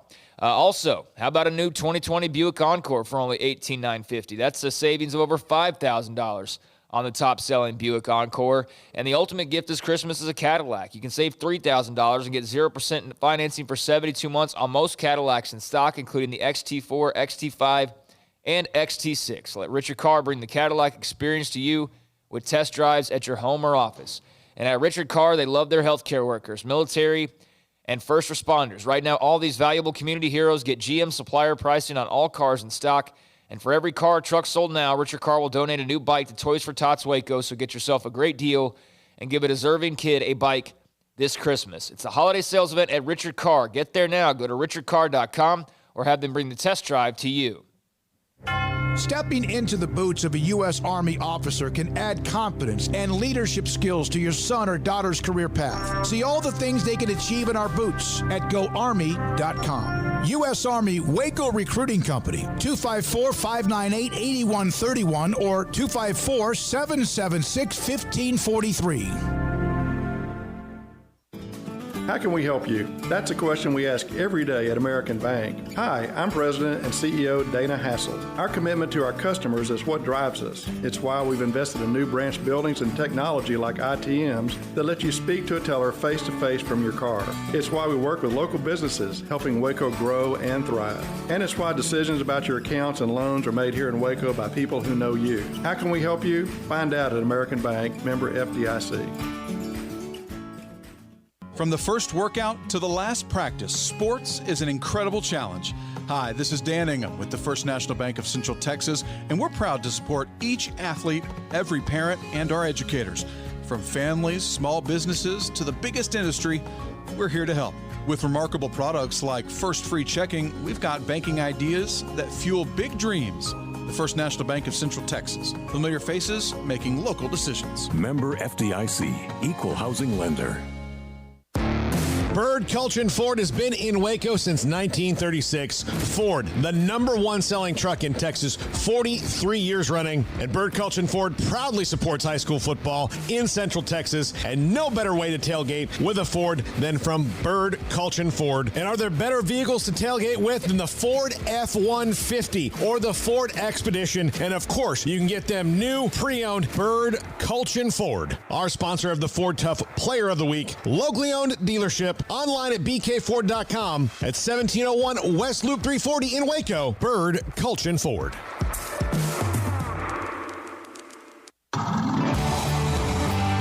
It's the heat of the summer, but the real heat is what you're cooking on the grill, smoker, or in the oven. So Waco Custom Marketplace can be your go-to playmaker for summertime grilling. You can't go eat anywhere else? Be your own chef with custom ordered and cut ribeyes, sirloins, fillets, New York strips with a focus on high-quality beef at a competitive price. Waco Custom Marketplace also has fresh deli cuts with sliced turkey, ham, pepperoni, or corned beef. Waco Custom Marketplace also your home for the freshest seafood in town. Salmon, shrimp, mahi-mahi. Great priced chicken products, whole birds, tenders, chicken breast, and wings. Waco Custom Marketplace with smoked items unique to Waco. House-made bacon, summer sausage, boudin, hot links, and German sausage. Every seasoning for every occasion, grilling, baking, or frying. Your hometown grocery store with canned goods, pasta, fresh baked bread, buns, chips, sauce, condiments to pickles, charcoal and lighter fluid, cold beer and wine. Best kolaches in Waco, mouth-watering cinnamon rolls, and here for the community every single day, helping you avoid the long lines in crowded stores, serving quality products to the Waco community. Go online for the weekly value boxes. Family owned and operated Waco Custom Marketplace, 425 Lake Air Drive in Waco or WacoCustomMarketplace.com. Texas board-certified personal injury trial lawyer and Baylor alum David Willis and Baylor alum Parker Willis are ready to help if you or a loved one has been wrongfully injured in an auto accident, SUV rollover, industrial accident, 18-wheeler crash, or were seriously injured by a defective product or recalled drug.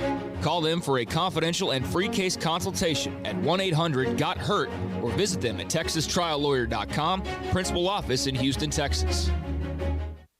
Welcome back to Sic'Em365 Radio. It's time for our weekly segment with Max Olson of The Athletic. Brought to you by Pioneer Steel and Pipe, where customer service is their main focus. And best in metal, steel, and pipe for large or small projects, with 2 locations in Waco and Bryan.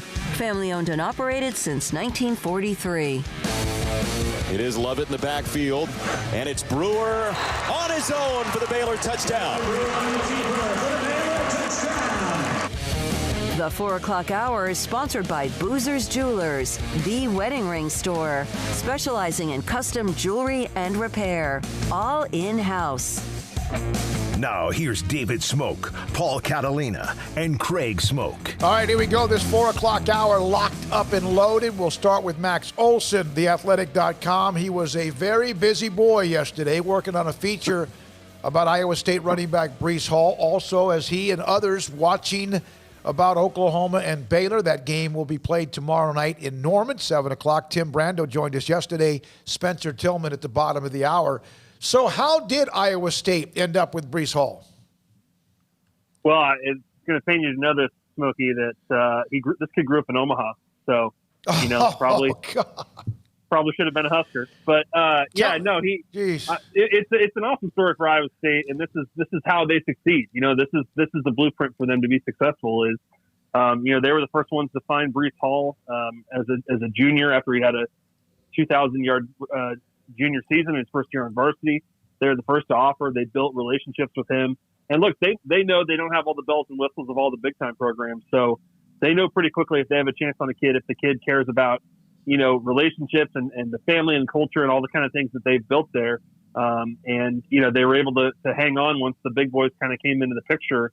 And this is a kid who was unranked when they found him and ended up being a 4-star. And as we've seen ever since early last October when they gave him the ball and let him kind of prove what he could do, he's been one of the best running backs in the country. The only thing you could make it worse is if he went to the same school as like Amon Green. That would make it worse. His stepdad is former Nebraska running back Jeff Smith. So you know who Jeff Smith was? He's the one that caught the option that scored against Miami before they missed the 2-point conversion, and he was a heck of a player. He had a big game against Miami. Yeah. So he a lot of family ties there, and he asked his mom at the end, "Hey, is it okay if I don't go to Nebraska?" She said, "Of course, it's totally fine," because she loved Iowa State, she loved Matt Campbell, and this is a kid that, like Brock Purdy and some of the really talented players they brought there. This is a kid that believed in the vision Campbell was selling, that, hey, let's do some things that have never been done here, and let's turn this program from, a laughingstock in the Big 12 into a real contender. And, look at how it's finally paid off this year. Speaking of laughingstocks, the Big Ten and the way that they've handled this entire football season, if they change their rules to get Ohio State in, how do you think that will be received nationally? Yeah, probably a lot more mockery. I think that, I think we've all been scratching our heads about the Big Ten approach from the jump here, ever since they shut it down and felt like, I'm sure they thought they were leading the way here, and obviously the Pac-12 followed them and nobody else did, but at least among the Power Five. But we're seeing now a very predictable outcome here, that the lack of flexibility that they gave themselves in taking so long to come back, and then trying to jam as many games as they could into this fall with no bye weeks or anything. We're seeing a very, expected outcome here, that they've had COVID issues. They've had cancellations and postponements. And, in the case here of Ohio State, which you sort of feel like this whole thing was built around Ohio State getting into the playoffs, now, it looks like Michigan's not in very good shape for next week. It looks like Ohio State, Michigan State's happening tomorrow, but Michigan's still not in good shape for next week. And, the fact that they have told other people you can't, add extra games and stuff like that just looks even more foolish. So it's wild that it's come to this, but I'm not surprised. Max, what do you think about the way BYU and Coastal Carolina came together? Love it. Yeah, it's awesome. I think that, how much does it change things for BYU when you've seen how much kind of the playoff committee has, pretty much just fully disrespected them and the ease of the schedule they played. Like, I don't know how much it moves BYU up the playoff rankings ultimately. But I think it's an awesome game. And if you've watched Coastal this year, that is one of the most exciting offenses in all of college football, in my opinion. I love what they do with kind of the new age option game, and I think it's a great opportunity for folks if they haven't watched Zach Wilson from BYU yet. He absolutely belongs in the Heisman conversation, and I think it's a great spotlight game for him too. So I'm glad they threw it together. Well, Baylor is coming off a win for the first time since they opened up with Kansas, and obviously they go into Norman now and play the Sooners. We have Spencer Tillman coming up at 4:30. Not many people, in fact, maybe nobody other than who's on the bus or who will be playing in a jersey or the coaching staff at Baylor thinks they have a chance to win that game. Do they? With what Oklahoma is dealing with, it appears to be issues with their depth and numbers?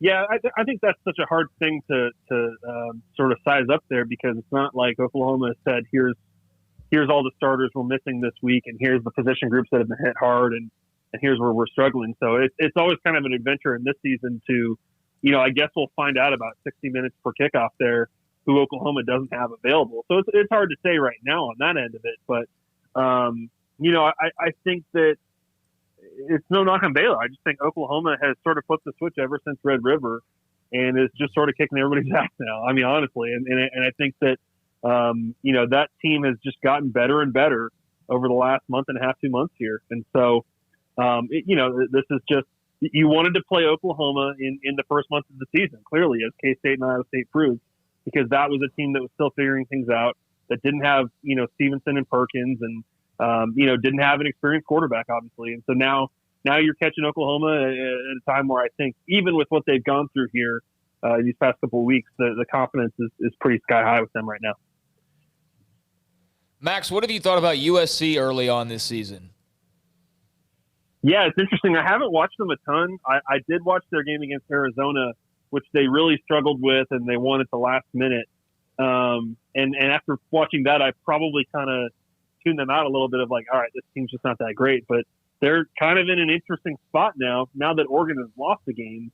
I'm not going to sit here and say the Pac-12, absolutely can't have a playoff team, but it sort of still feels like it. So, at 3-0, they haven't been that great. But the schedule is easy enough the rest of the way here for them, that, I mean, it's hard to know what to do with them. I think the fact that the SEC and the ACC have two, clearly legitimate teams, and the SEC potentially has three.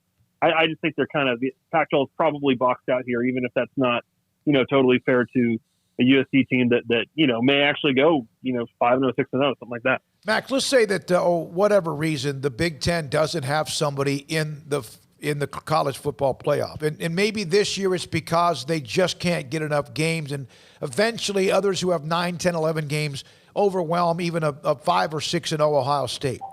Is that the conference? You could never see the SEC without a team, but everything's cyclical, even though you would never maybe see that. If the Big Ten is left out, do you feel like that changes how they look at how many teams are in the playoffs? Because the Pac-12 and Big 12, nobody seems to care if they miss out in the playoffs. That's the thing that's baffling to me year to year, Smokey, with this is that, when these leagues get left out, why don't they sort of take the microphone and say, hey guys, let's go to 18 playoffs? Doesn't that solve a lot of problems for the Pac-12, for the Big 12? I don't get why those leagues haven't advocated for that more. And, I joked about it on Twitter, I think in the last week, but I mean, what's it going to take? Is it going to take, 3 SEC teams in the playoff for everyone to finally be like, you know what, we should expand this to 8? I mean, I in some ways, maybe I kind of root for that sort of an outcome and that kind of a chaos just because it would maybe expedite that. But yeah, I think any league that gets left out of this should look at this and advocate for their own best interests. And I think for the stability of everybody, you should want 8. There's more money in that.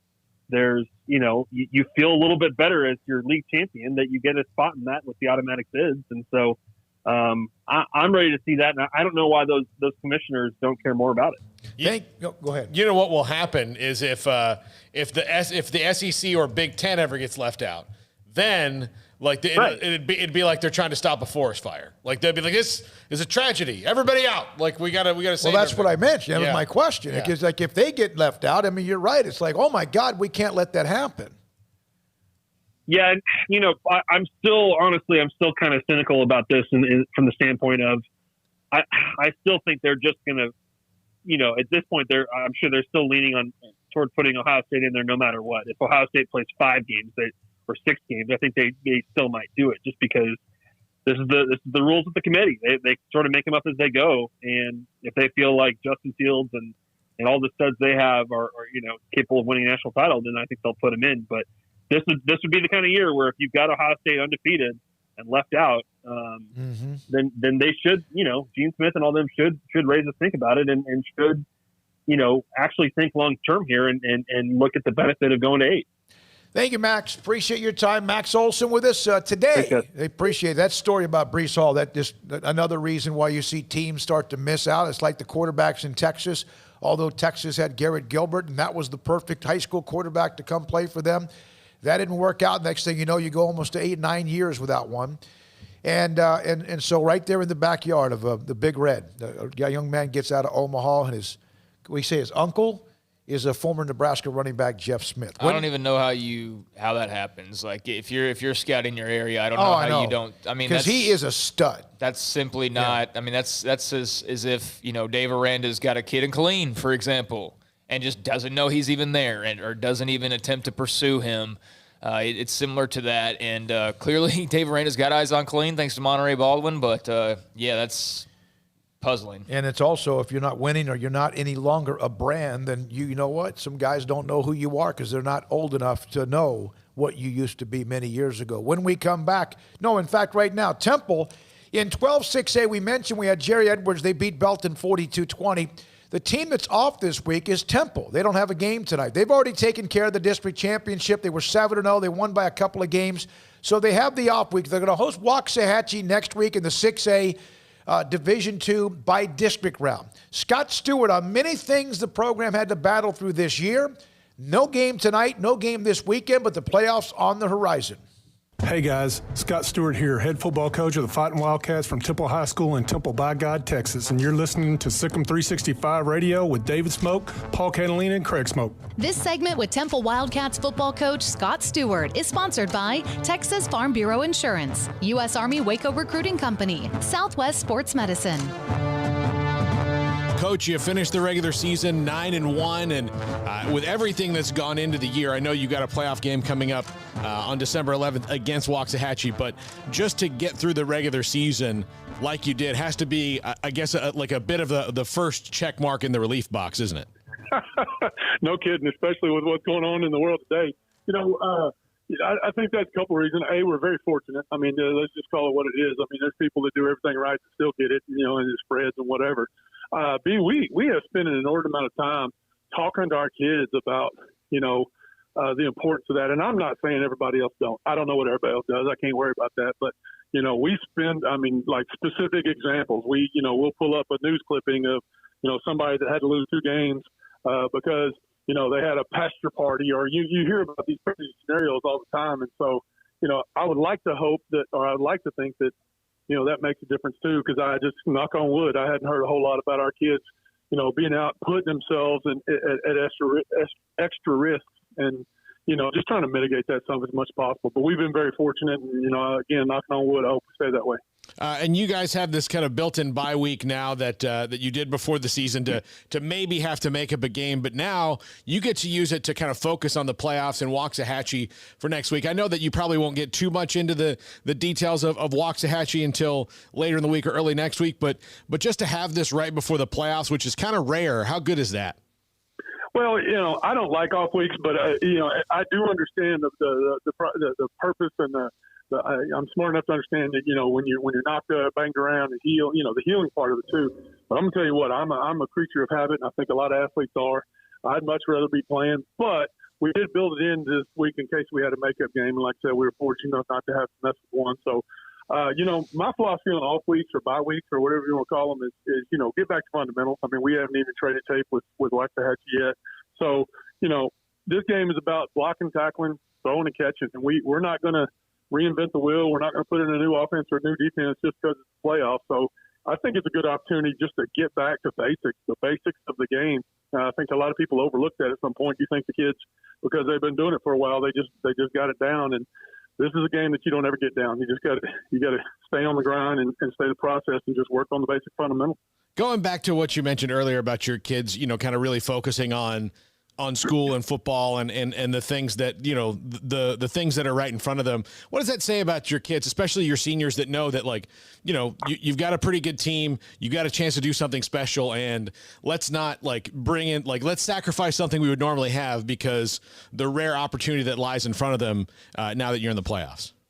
Well, again, we talk all the time about, the people are going to show up now that want to be a part of this. They weren't here on June 8th. And if they weren't here, then they don't matter now. And that's not to, I don't want to make anybody feel bad or whatever. But I told them on June 8th, and I told them on January the 6th that all we got's in this room. There ain't no guys moving in, and if they do, we'll deal with that. But and they didn't. But we usually don't have a lot of move-ins and stuff like that. Everything we got's in this room, and everything we got is what we need. But we have to protect this. We can't have chinks in the armor. We can't let outside influences. Obviously with COVID, it went to we've got to do extra stuff to mitigate bringing that stuff into our locker room and potentially putting more than just you in jeopardy. And so I'll tell you what these kids do. They two things. They love each other. At the Thanksgiving week, we practiced in the morning, and there were several days they said, Coach, can we stay up here, bring our, I don't know, the video games, the P96s up here, 486s, whatever it is. And they stayed up here for hours. Some of them, don't want to go home for various and sundry reasons. And I think a big part of it is they just like being around each other. They'd rather sit up here in our field house with masks on and play video games and just have a great time. We got PB&Js and bread and everything all over the place. We see these kids all the time. And it's just amazing to watch that. They love being around each other, and they absolutely love competing. It doesn't matter what it is. If I went out there, I could go out there, and I went out there on the Tuesday of Thanksgiving, and there was a humongous group on the field. We were done. I walked out there, and I'm fixing to go out there and get in their tail. They're out there screwing around. I go out there, they're racing on the track because somebody said somebody was faster than somebody else. And there was a little bit of trash talking, but it wasn't like being ugly. It wasn't like high-siding or flaming or, talking trash to each other in a bad way. I went out there and I got right in the middle of it. Hell, I raced one of our offensive linemen. They just absolutely love being around each other, and they love competing. So, it's a fun group. I think they do understand the opportunity they have. That doesn't get you anything, but at least it's been a very fun year, fun group to coach, and it's just been a fun year amongst all the chaos and hecticness that's going on in our society. Boozers is the wedding ring store and more. If you're ready to get engaged or already married and want to upgrade your wife's ring for a special anniversary, Boozers is the place to go. With the largest selection of premier quality diamond engagement rings and wedding rings in Central Texas. They have 7 cases with over 300 styles of rings from top designers like Natalie Kay. Choose from yellow, white, or rose gold, plus beautiful top quality loose diamonds. With an in-house jewelry, they can also custom make anything you want. Bring in a picture or drawing and let Boozers create your one-of-a-kind pendant or ring. They can even use some of your old gold and diamond jewelry to create something new. At Boozers, you'll find a great selection of quality timepieces, and Boozers is the place for expert watch maintenance and repairs too. They specialize in expert Rolex watch repair for fine jewelry, watches, custom work, and more. Go to Boozers on Valley Mills and Lake Air Drive in Waco. Boozers, the wedding ring store. One size fits all. That may be all right for an adjustable belt or cheap sunglasses, but when it comes to your financial needs, no one wants a one-size-fits-all strategy. Cam Heathcott, your Edward Jones financial advisor, knows that his most important goals are yours. That's why he takes the time to understand your needs, knowing you. That's how Edward Jones makes sense of investing. Cam Heathcott, covering Conroe and Houston, 936-756-7717 or cam.heathcott@edwardjones.com. Edward Jones, member SIPC. Let Let Camille Johnson Realtors guide you seamlessly through the process of buying your dream home or selling your current one. Commercial, farm and ranch, or residential, Camille Johnson Realtors can smoothly and successfully lead you through any transaction. With a team of 28 experienced agents who are excited about serving you, Camille Johnson Realtors services the entire greater Waco area. If you're in the market to buy or sell, contact Camille Johnson Realtors, 104 Midway Center in Woodway, or find them online at www.camillejohnson.com. Camille Johnson Realtors, elegant, charming, warm. Welcome home. MP Electric has developed a quality-oriented electrical contracting service in more than 20 years in the industry. Led by President Mark Perry, our electricians go through a 5-year apprenticeship program, are licensed by the state of Texas, and getting continuous education annually upon renewal. In great part, the success of MP Electric lies with its management and professional expertise of its employees. All of our employees share a dedication to quality and commitment to serving the needs of our customers. For new construction and remodels, parking lot, lighting and surge protection, landscape lights, security lights, troubleshooting and repairs. For industrial manufacturing, food and beverage, paper and publishing, heavy industry, cement and rock crushing plants, water distribution plants, and utilities. For 20 years, MP Electric has serviced industrial, commercial, and residential products. We do service right. MP Electric Inc. at 1890 Galaxy Road, Waco. MPElectricUSA.com. In the market for a quality metal building? Since 1943, Pioneer Steel and Pipe has helped Central Texas residential and commercial customers with metal building design, panel options, building components, and trim options. Pioneer Steel and Pipe's residential line is energy efficient, offers low maintenance, reduces insurance payments, is impact resistant, and carries up to a 45-year limited warranty. In addition, they can also help you find a metal building contractor for your project. Pioneer Steel and Pipe with locations in Waco and Bryan and at pioneersboys.com. Welcome back to Sic'Em365 Radio. The Sic'Em365 Radio Live Guest VIP Hotline is sponsored by Stonewood Dental. We are all in this together. All right, here we go. This 4 o'clock hour. We have had Spencer Tillman on the show on a handful of occasions over the years. Fox Sports, we had Tim Brando yesterday. They'll be in Norman for the broadcast with Baylor and Oklahoma and that game tomorrow, which was very much up in the air. And Spencer, you've had to deal with that. I know Joe Klatt and Gus Johnson have had to deal with that. How at times has it kind of been erratic when you all of a sudden find out there's no game?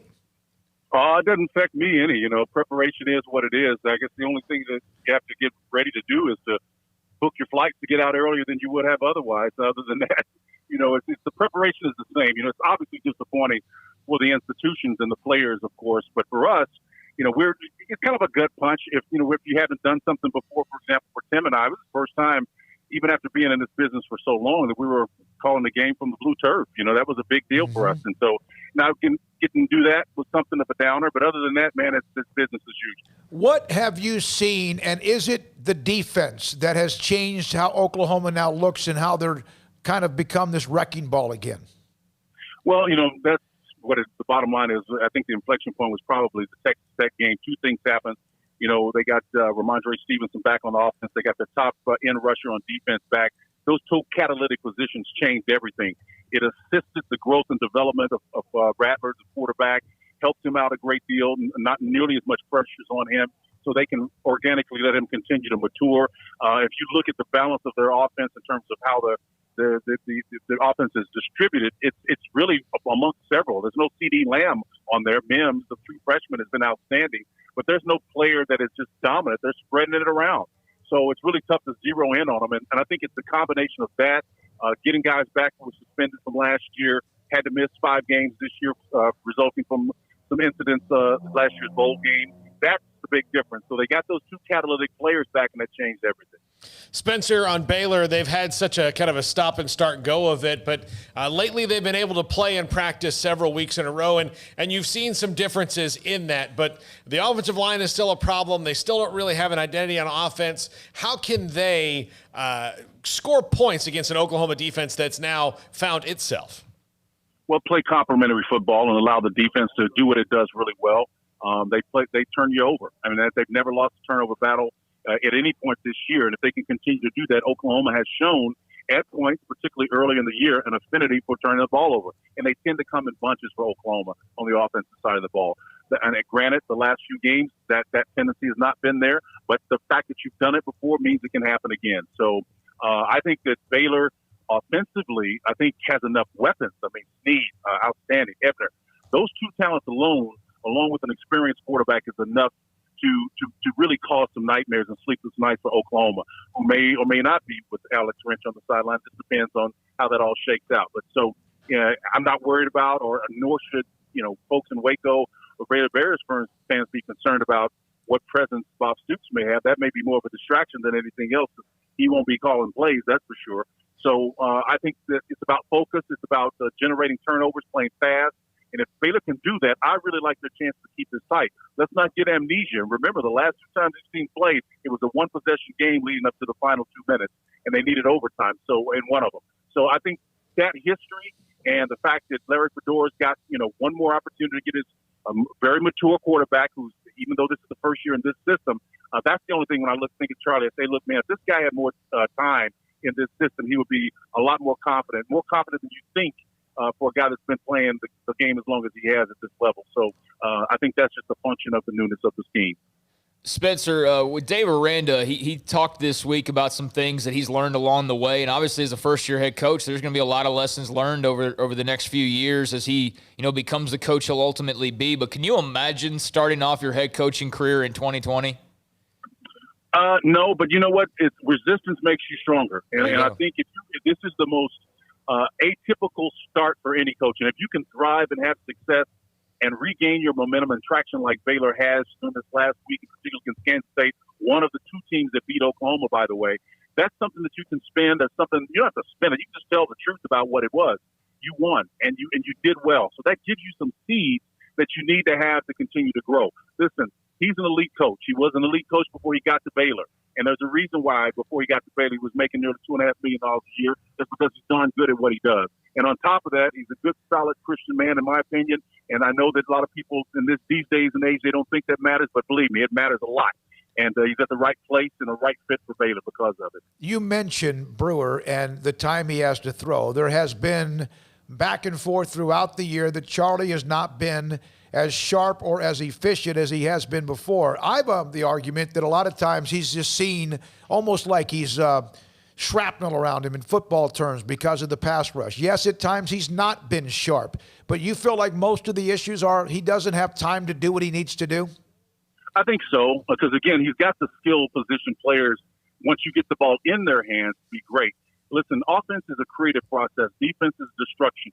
It always takes longer to create something than it does to destroy it.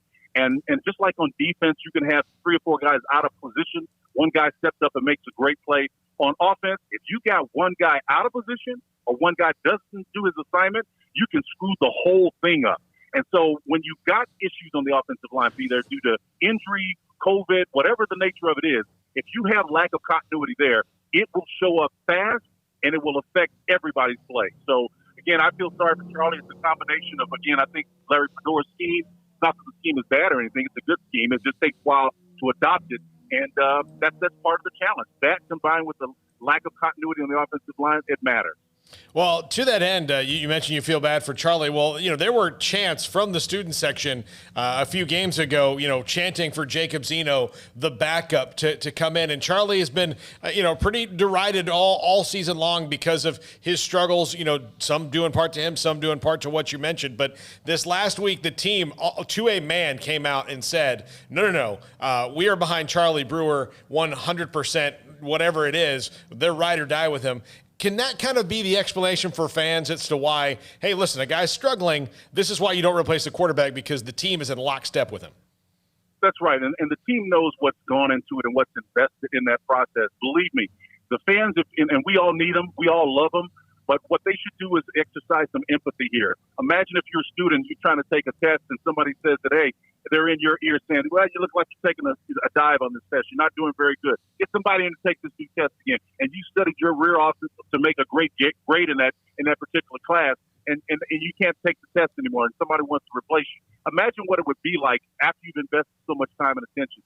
So people have got to exercise some empathy.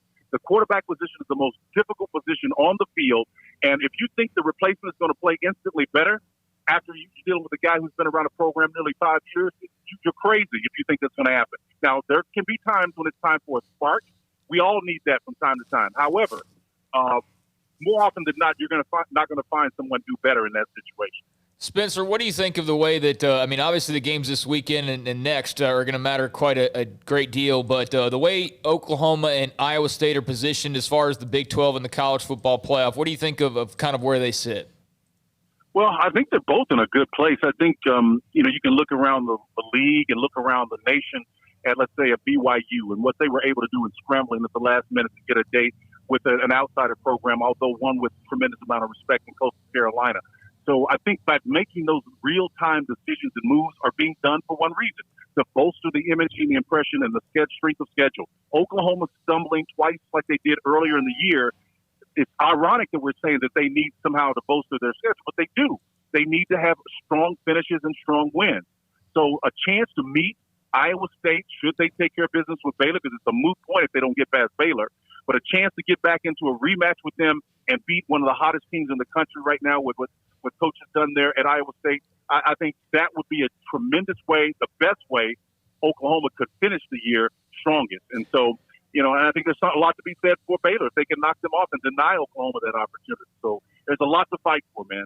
How you started your broadcast with Tim Brando, I think it was in 2015, and basically you both are your left and right arms. How much fun is it to be a part of that broadcast team, the two of you together? Well, it's great. And we started that at Fox, but we were together almost 15 years prior to that at CBS, it's the lead in studio team. So we've been together a lot longer than even you probably imagine, my friend. So it's been a while, but it's been a fun ride. The chemistry's there, and everybody talks about that and compliments on it. And I appreciate that a great deal because it's like a conversation. We sit and talk about stuff offline, and just like we do in the booth from time to time. Obviously, there has to be a little bit more structure to it because of the timing and it's being broadcast. But the bottom line is, we're buds. Our families know each other. We spend time with each other off the field. And it's just a party every time we get together. We had him on yesterday, Tim, and he's always fantastic when we have him on. He says that, we kind of agree with him about the need for a college football czar. I think if someone could do it, I would throw my vote behind Tim Brando. He seems to have a grasp on it like no one else. Well, I don't think there's enough room on the stage. Tim says that the czar has to have enough space and enough microphones. He's never met one he loves. So he's got to have more of that. If he had more of that and the czar could get more attention, then he'd be just fine with that. But otherwise, I don't think he'd want to take that gig. But you know what? Only Baylor could appreciate this. What's wrong with college football, and I believe this comes from the book of Isaiah, which says, and in that day, it's in the book of Judges, take it back, and in this day Israel had no king, and everyone did what was right in their own mind. That's what's wrong with college football. That's why it needs uniformity. That's why it needs a central voice and a central message for continuity. Otherwise, everybody's going to operate like little archipelagos, little islands of excellence in their own minds. But the bottom line, what they think is good for them may not necessarily be best for the body of college football. Well, speaking of that, Spencer, what do you think of the way that the Big Ten and the Pac-12, I guess, are kind of positioning themselves with their schedules now, kind of going back on what the original plans were, because now they're seeing that, oh, wait, we might not get a team in the playoff if we don't change something. What do you think the way that's kind of being massaged out right now? Isn't it amazing how that works? And I call it situational ethics, man. That it will expose you, and that's the bottom line. We don't need to say anything more about it from my standpoint. I'm not trying to score points against anyone. I made my convictions known when the season began and as to why we needed to play. And, my position is, and from an informed one, I sit on the board of directors of one of the largest hospitals in the country, and I get dashboards twice a day on the status of where we are in this nation with respect to COVID and what advancements are being made in treatments, technology, and so forth. And I'm operating from an informed position, and I just don't think we were functioning, college football that is, from an informed position early enough. It was a knee-jerk reaction to something, and it was an elitist reaction. There are two divisions within college football.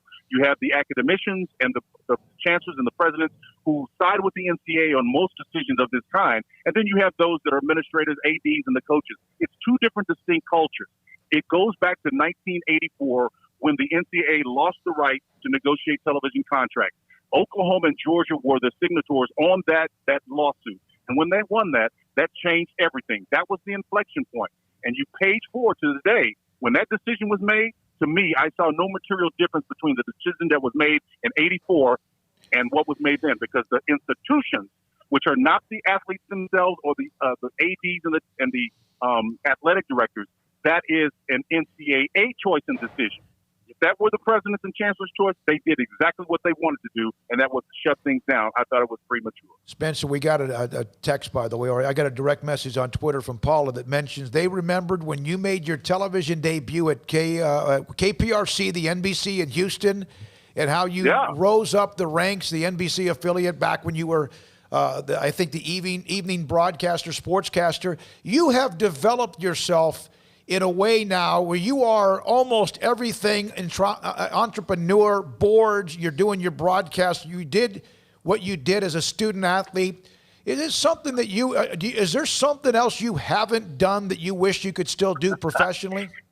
I just want to do it better. There's a lot of things I haven't done yet, and I want to continue to grow in all of those areas to be able to move the needle in people's lives. And I think we're plugged into places that allow us to do that. You know, representing the Lombardi family with the annual Lombardi Award is something I want to grow. I envision it one day being more significant, the most significant award in college football. I truly believe that. We've done a lot of research and spent a ton of money with Gallup on understanding the brand and how it functions. So just keep your head on a swivel for that. That will be our next big move. Thank you, Spencer. We appreciate it. Good luck Saturday night. Enjoy it. That's it. Take care, Spencer Tillman. I can't tell you how I'm impressed. He called me one time. This has been probably maybe towards the end of last year on some things he was trying to do, marketing some things. He was asking me about Central Texas. And the conversation was, I mean, I had to kind of make sure I was completely focused on what he was saying.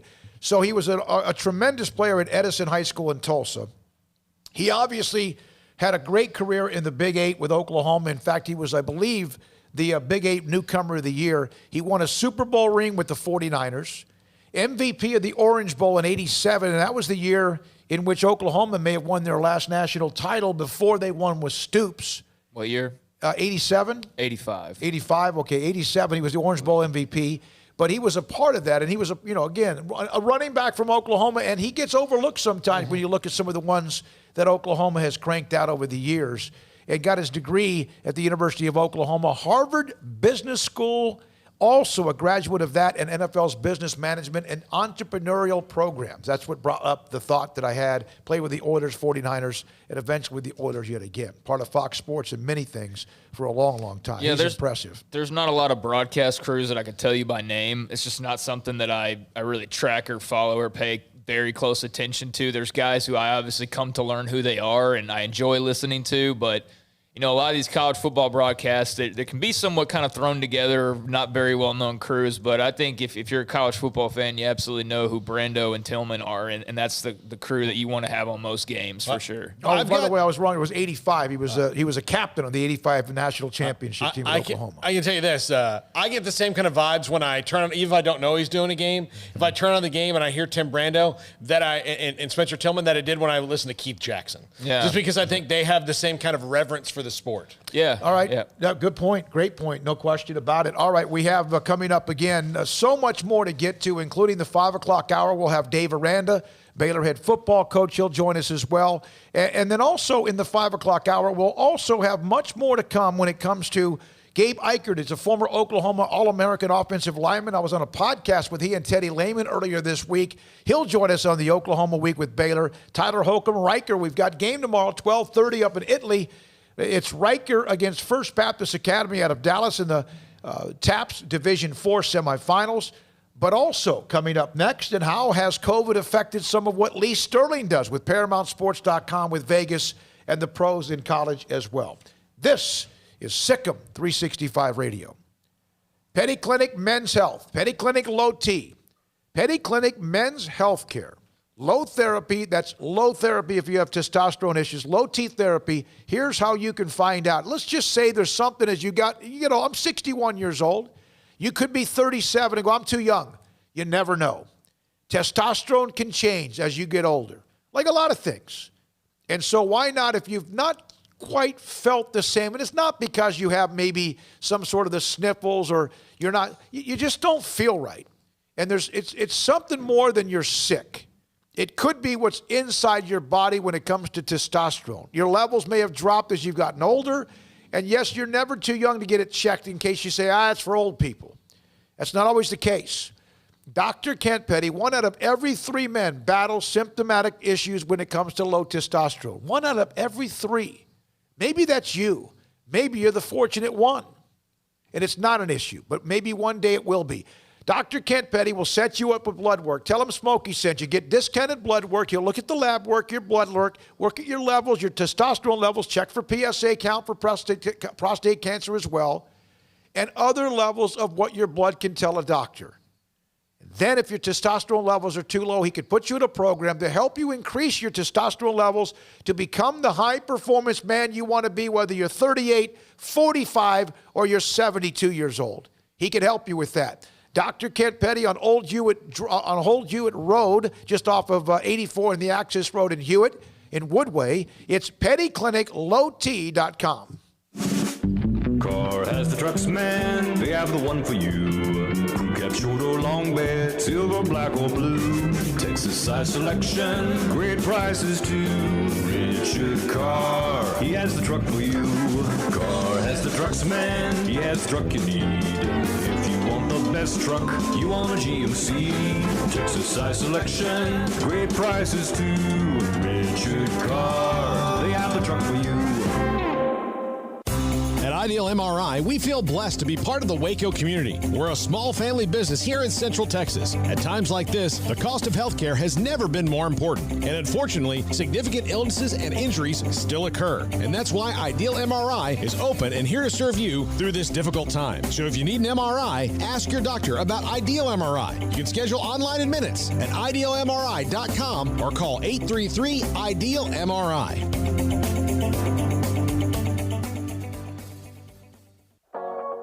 How often have you said it's time to get in shape every day, every week, every month, maybe for as long as you can remember? How about starting today? I promise if you'll just join Waco Regional Tennis and Fitness now, you'll thank me later. Hi, this is David Smoke, offering a variety of 40 group exercise classes every single week, including boot camp on Tuesdays and Thursdays at 5:15, plus spin, body shaping, Pilates, yoga, and bar.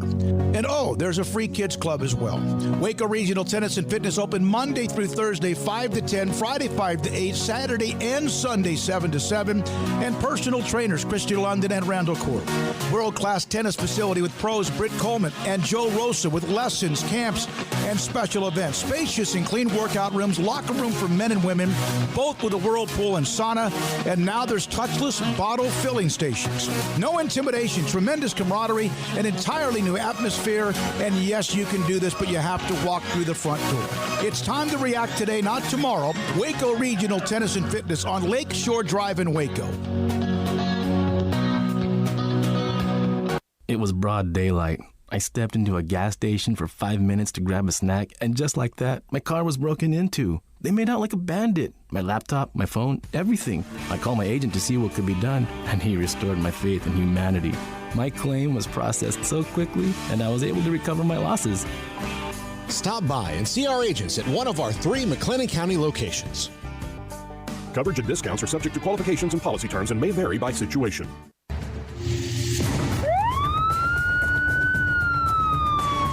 If you or a loved one or friend has been arrested and you can't afford bail, trust Terry and Chase Chapman at Chapman's Bail Bonds, covering Waco and McLennan County for over 25 years. Chapman's can bail you out anywhere with experienced, knowledgeable local agents who are committed to serving you professionally, respectfully, and with the highest integrity.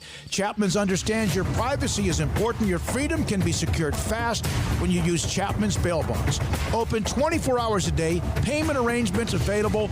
Call Chapman's Bail Bonds. When you need help, 254-754-1603. When you ring, we'll spring.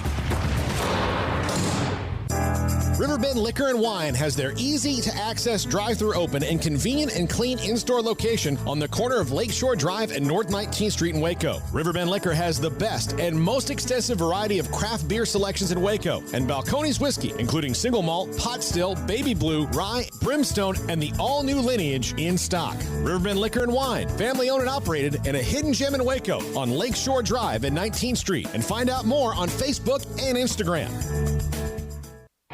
Welcome back to Sic'Em 365 Radio.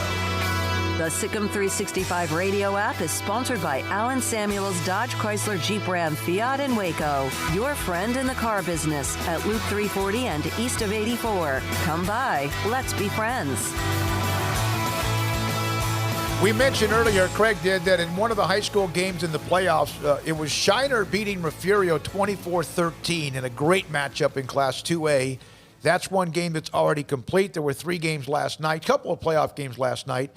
But we're talking now college and pro football for the weekend. We'll update the high school scoreboard and games yet again in the 5 o'clock hour. Lee Sterling, ParamountSports.com, 2-2 in the game. We had 4 last week, but so many specials, and he's on a run. Texas A&M and Auburn, and this could be a little tricky for the Aggies, Lee. It could be. I mean, if they come out flat like they did last week, they're going to be in trouble. But, I mean, that was to be expected when you're off for 3 weeks. What we have in the SEC, we have the haves, and they have good quarterbacks, and you have the have-nots, which don't. And right now, Bo Nix, I mean, he's just not getting any better. He's not any better than he was last year. Not getting a lot of help either from his offensive line or his running back, Tank Bigsby. He's playing, but he's not 100%. His left tackle, his blindside tackle, Alec Jackson, he's out with a hand injury, and he's got the receivers. He just can't get him the ball. So he's got to make some plays here. As I said, the A&M offense was flat, but the defense, I mean, is playing well. Mike Elko, brought him over from Notre Dame. Great hire by Jimbo Fisher as defensive coordinator. I think he's worth every penny. I mean, they're allowing just 11 points per game since the Florida game here. I think this Auburn team is just stuck in the mud here. And the Tigers, even though they beat A&M the last 2 years, 28-20 and 28-24, I think it's all over. Texas A&M by double digits. 34-23. All right, Lee, Texas and Kansas State, the screws are tightening on Tom Herman. How much does that affect the Horns here down the stretch? Well, I think it's a lot. I think that if anyone knows what's going on, I would bet I went to the bank this morning to take out some money. I'd bet the entire amount I took out that the Texas AD is talking to Urban Meyer's agent. I mean, I think it's happening right now. I mean, this program is going down. I mean, when you have your best offensive lineman, he taps out after the Iowa State game for the NFL, your best defensive back, and now your running back is going to the transfer portal. It's over. I mean, there's no motivation. There's no Big 12 championship day. Senior day is over. Kansas State, they got 256 yards on the ground last week. They're finally running the football. This Kansas State coaching staff 10-4 against the spread as an underdog. Tom Herman limping down the stretch, 5-1 against the spread the last 7 games. And I think Kansas State is going to slow the game down, run the ball, play great special teams, and they're also playing to avoid a losing season and possibly get into a bowl. I like Kansas State outright here, getting almost double digits, 24-23. Lee, Iowa State is positioned quite nicely right now for the Big 12 championship and potentially, depending on, kind of how things go in college football, some playoff discussion. Touchdown favorites at home against West Virginia.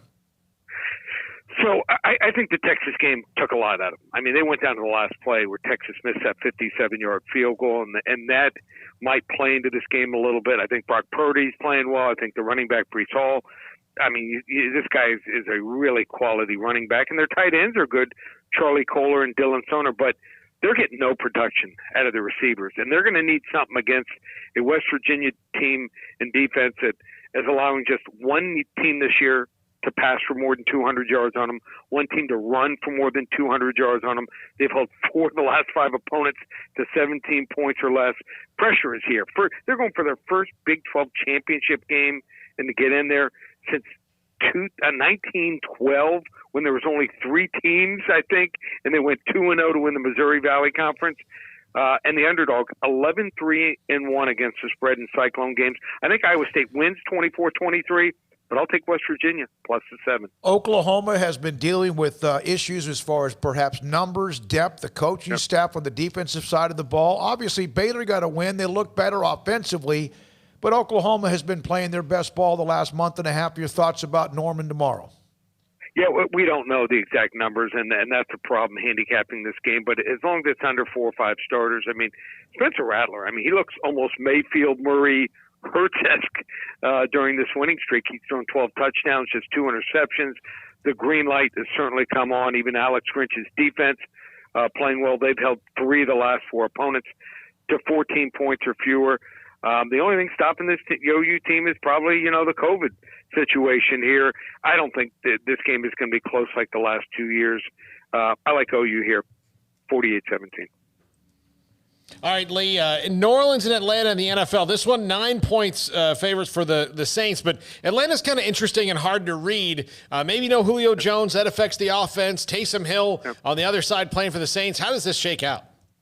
So I think Taysom Hill, people figured him out, and it's just taken 2 games. I mean, you can't throw for less than 100 yards and beat decent teams. And I think Atlanta's a decent team right now. They're playing well. I mean, they could be 5-1 if Gurley doesn't have that hiccup on the goal line. I mean, here's a situational play that comes into play not too often, but when it does, a couple times a year, it's really effective. During the last 11 years, when 2 division teams play each other twice in a 3 weeks period here, the team that lost the first game is 19-4 against the spread. That's 83%. In the rematch, I like Atlanta outright here. The wrong team's favored, 23-17. Lee, game of the week, Colts field goal favorites against the Houston Texans. Big game here for the Colts. They need to keep winning. They want to win the division or get in the playoffs. You want to get the game, just be one of the first 5 callers. Call 800-400-9741. And what a run we've been on. 10 out of 13 winning weeks in football. We're off to an 11-2 start in college basketball. How about this? We have a 40 to 50 unit play going on Saturday. Haven't had one in almost 6 weeks. So you want to hop on board. We're 49-17-1 on these games going back the last decade. 9 games combined Saturday and Sunday, not 97 normally. It's just $77. 9 games, just $77. ParamountSports.com. Is one of those games the possibility of Baylor and Gonzaga 1 and 2? No, it isn't. Okay, all right. just picking your brain, baby. That's one of those games you just probably have fun and watch. All right. Thanks a lot. Appreciate it. At least Thanks for the advice, Lee. ParamountSports.com with us. So he has A&M winning fairly comfortably. He thinks Kansas State straight up beats Texas. Iowa State, a very tight game with, in fact, 24-23 over West Virginia. Oklahoma rolls Baylor. And then he mentioned that's a great stat. The last 23 times, 19-4 for a division rival. If they play within 3 weeks in the NFL, that the other team that lost would win. So that means Atlanta, he has against the Saints, helping at least against the spread at -9. All right, it's 4:55, the 5 o'clock hour. Hope you've enjoyed today's show so far. And much more to come. And yes, we even started off the show looking at that incident yesterday evening, at Edinburgh High School in against Far San Juan Alamo in that game where a player was ejected, left. They've taken themselves out of the high school state playoffs. Well, he's been charged now, so. He has been charged for assault, I would think, yeah. Yeah. And, I was wondering about that. Officials, referees, we could yell and scream and we could question them and we go crazy about it, but you can't do that. You just can't. I don't care if you're a coach, a player, and you surely can't do it if a parent. And I was wondering, though, with the young man, would they charge him? And if the referee did not want to file charges, can you charge him anyway? Or do you have to file charges? No, you can charge. Like, they can charge if the referee doesn't want to, they can file charges. If it's like so egregious, for example, a lot of times this happens in domestic violence where they'll ask the person who's been beaten up if they want to press charges, and they'll say no, but they'll say no, we're going to do it anyway. There's just so egregious, you're so hurt and so bad, because there's a psychological aspect to it.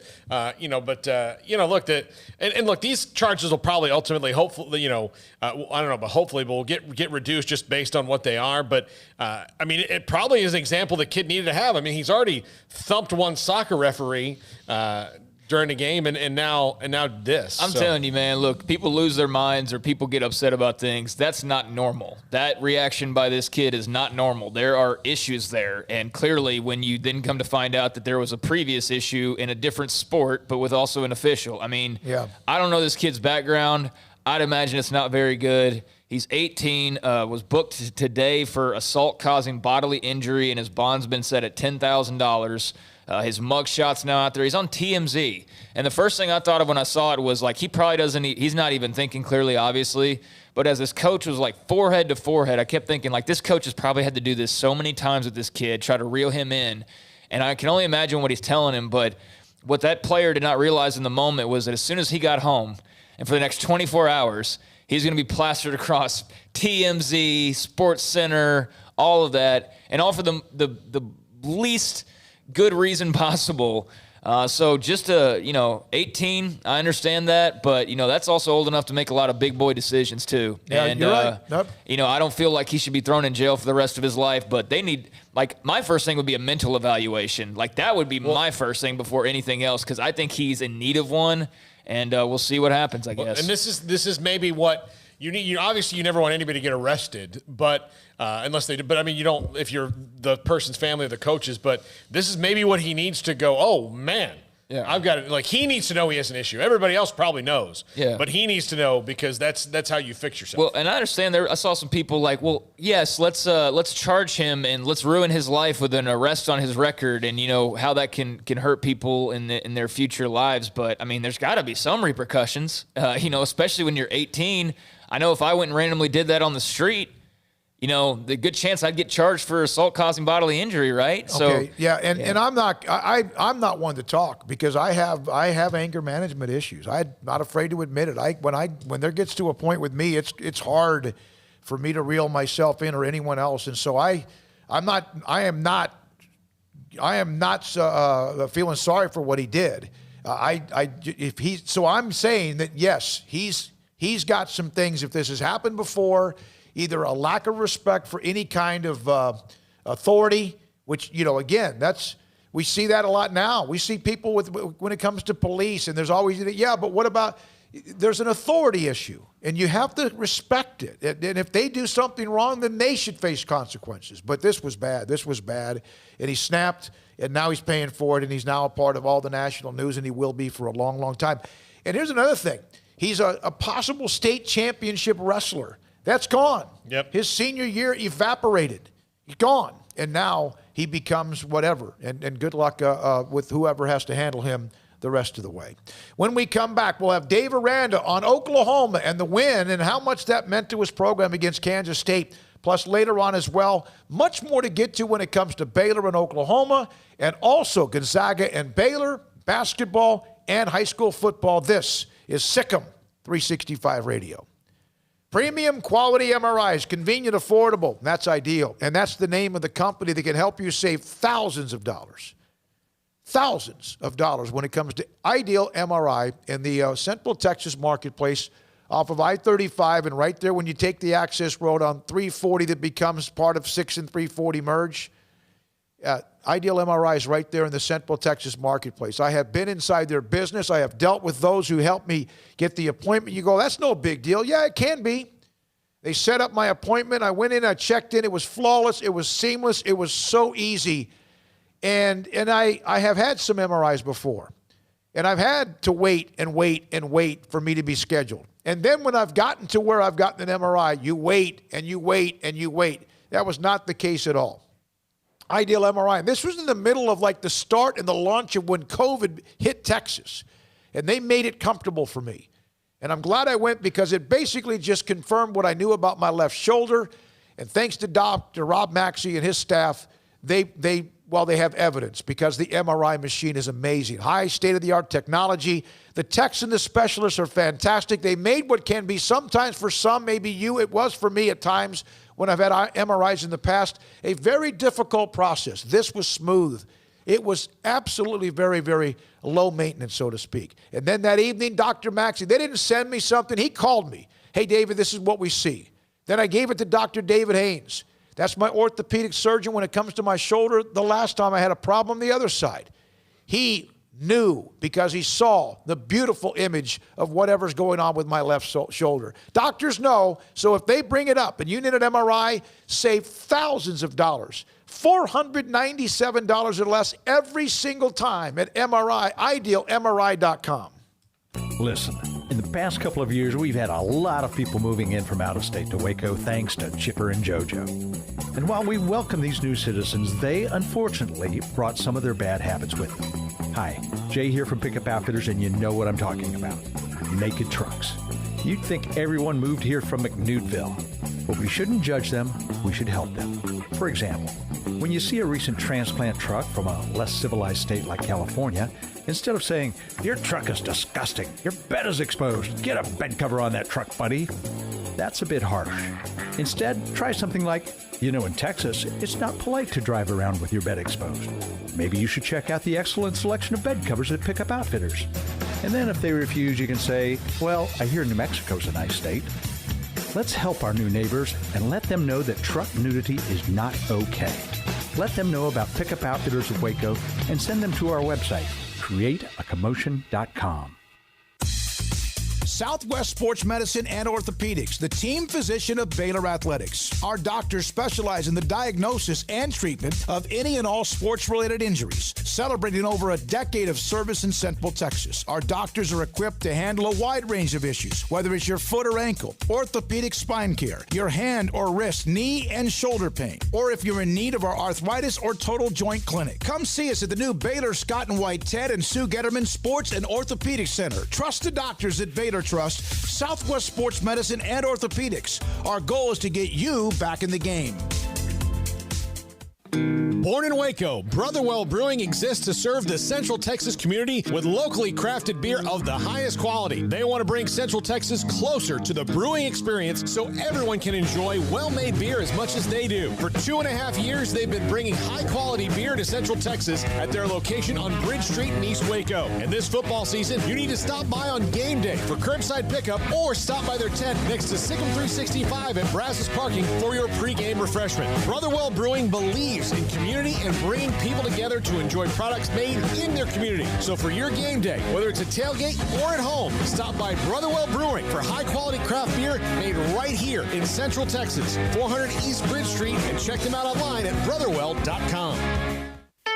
Don Humidor, your home with a 48-foot walk-in humidor with the elite cigar brands from around the world, including the #1 cigar of the year, Aging Room Cuatro Nicaragua. Plus, they have the great brands like Macanudo and Arturo Fuente, Rocky Patel, Aston, and so much more. CBD, great for sore muscles, aches and pains, sleep, Vita Dreams, and anxiety, mild depression, general health and wellness. Their staff very knowledgeable on the subject. If anyone is curious about CBD, ask Carol and Ashley. Don Humidor in the Townwest Shopping Center off Valley Mills in Waco.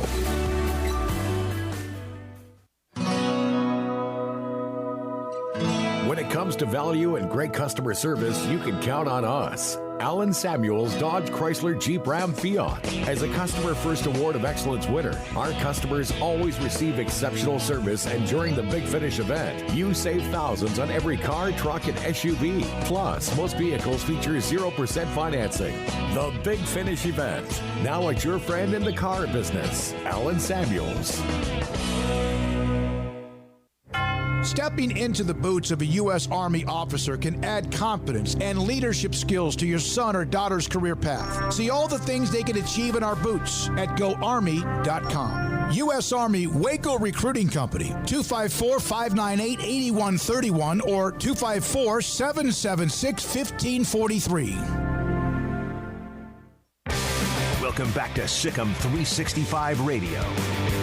The 5 o'clock hour is sponsored by Edward Jones Investments with financial advisor Tom Albers, staying in touch with you and your money through these difficult and changing times.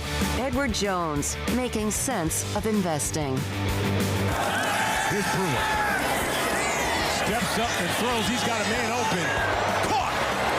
Atkinson down the sideline. Big play for Baylor.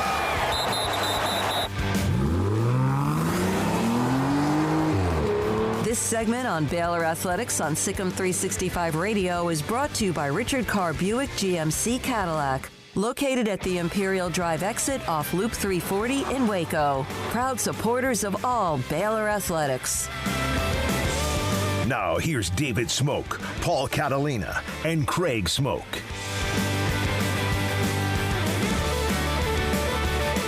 football coach Dave Aranda with me on Sic'Em365 Radio. I learned something in that post game when I asked a question to you about Charlie Brewer, and you talked about his emotions, and yet sometimes you can't see them, and I asked if there are similarities between the two of you.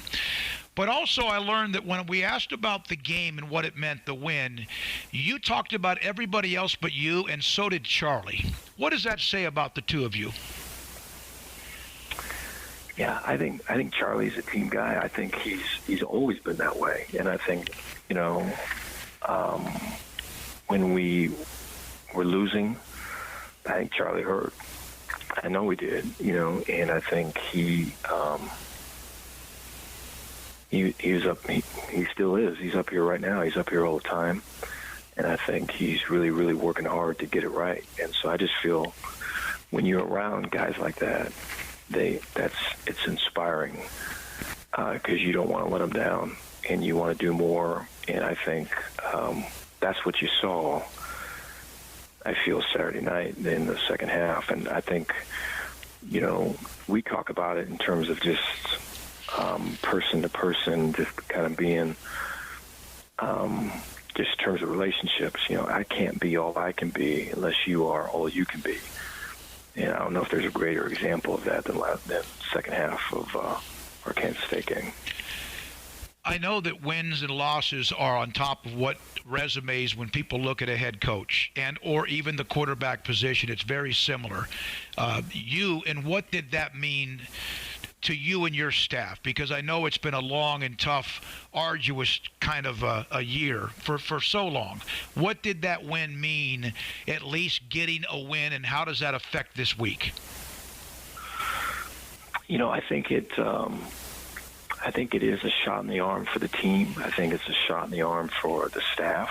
I feel that, you look at the last couple of weeks and you're building on positives. You're, getting really detailed about how to stomp out these negatives. And then you're focused on building your team and continuing to learn and grow. And I think, the Sundays, the Mondays are tough. And then by the time we get to Tuesday, it's a great Tuesday. And then you have a great Wednesday, and then you have a great Thursday. And for however many weeks, that's what it's been. And so I think that came out a little bit when we were talking last, because that first half of our game, this past Saturday was not what we've been through the previous weeks. And so to get back to that and to have everything else kind of settle, and for us to start focusing on the stuff we can control, that was us. And so I think when you have a win, it can accelerate some of those Sunday, Mondays, grind that we've been working through. Why can't the offense play like that in the first half? Well, we have, yeah. Yeah, in Iowa State you did, and Texas Tech, yeah. Right. And so I think there is a confidence piece there. I think guys looking for guys to make plays. Are you going to step out there? Is it me? Am I stepping out there? Or I thought it was you. I think there is some of that, and I think to have Charlie be the guy stepping out there, is rightfully so. That's the right guy. But then you look at, like, in the second half, you look at the big, Ebner turning on the screen, and you look at a couple hard runs with John, and you look at some clutch catches with RJ, Taekwon on the slant. So just guys just fed off of guys making plays. And so, I think once if you've done it one time, you can do it again. If you've shown you can do it once, you can do it again. And so I think that's been the message here since Saturday night. I have to be honest, on Saturday at halftime, I had asked you last week about do you ever think about rock bottom? And I was thinking maybe this is the rock bottom, because obviously these next two opponents you're playing are really, really talented and very good, and so is Kansas State. Was that did you kind of go into halftime like, golly? And are you a fiery speech guy? And did you say anything in particular? Did you peel the paint off the wall? That doesn't seem to be you, but what was said? No, I think I always try to see what's going wrong, and then do everything we can to try to address what's, being honest about what's wrong, and then work to fix it. And I think, what I saw was just the losing creeping in, and guys getting out of the moment, not focusing on the job that was at hand, but focusing instead on stuff you can't control. And that's the 1 and 5. That's the here we go again. That's the I was afraid of this happening and all of that. That's I think the penalties were that. I think the stalling on offense was that, and some of the miscues on defense I feel was that. And so I think addressing that, being real honest about it, and then focusing on just what we can control, being in the moment, taking advantage of the opportunities we have, and really speaking specifically to Lovett and Ebner and Charlie, RJ, a couple of our core guys that, we got to focus on doing your job. You do your job, the rest of the guys are going to climb in this thing with you. And that's what we did. You made a comment that Charlie, at the end or sometime during the game, said they're going to have to basically kill me to beat us or whatever. And I had an athlete tell me, hey, that's said all the time. People say that all the time, but not everybody says it, and surely not everybody, when they say it, do they succeed. And the fact he actually said it and then did it, how important is that? Yeah, I think it's important, and when he said it, I think it's also what I would add to what you said there. I think everything you said is right. I'd agree. But the thing I would say too is it would be, I think there's certain folks that say stuff like that all the time, and then there's others that really don't say anything. So when they do say something and there's emotion behind it, because I know when he said it in the huddle off on the sideline, all myself and all the 10 other guys all kind of turned and looked at him in his eye, and all of that was real, man. So he's coming, and so I think everyone felt that for sure. And then I think on defense, everyone could see it, and so I think we talked about Saturday night just going to the sidelines and saying, hey, this is what our guy is doing. We got to back his play. And so it was inspiring. Your players love him. There's no question, and they love everybody. Everyone's all in. There's always going to be some things, clicks, whatever, some back and forth. But R.J. Sneed, when he was asked by somebody about whether or not they believed in Charlie to take him down the field, he said, "Have you all forgotten what this man has done over the last 3 years? Isn't that also something that you've hung on to as well, and the team has hung on to despite the tough times throughout the year?" That's a good question. I sometimes wonder how much,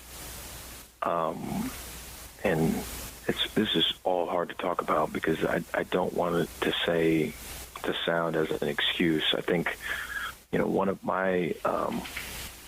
the things I could have done a lot better at the beginning of the year was to make sure that both sides of the ball going into it, plans were tighter.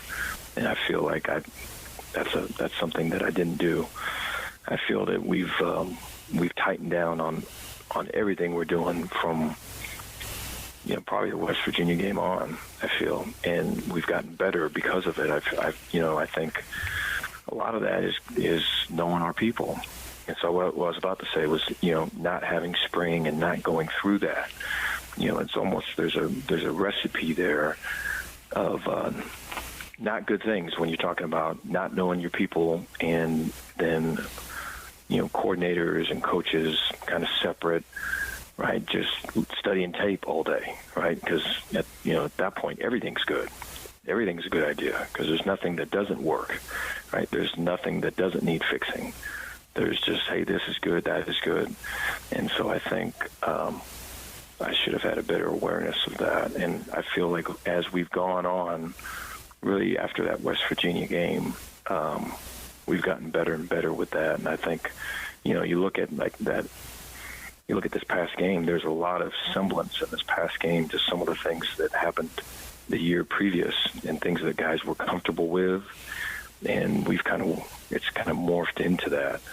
And I think that's smart because that's what our guys can do, and that's what they're comfortable with, and that's what helps us win. There's a lot of head coaches that wouldn't say that. That might say it behind the scenes or whatever, but for you to publicly, not that you're admitting something, it's not that, but the fact that it's been tough to do that, right?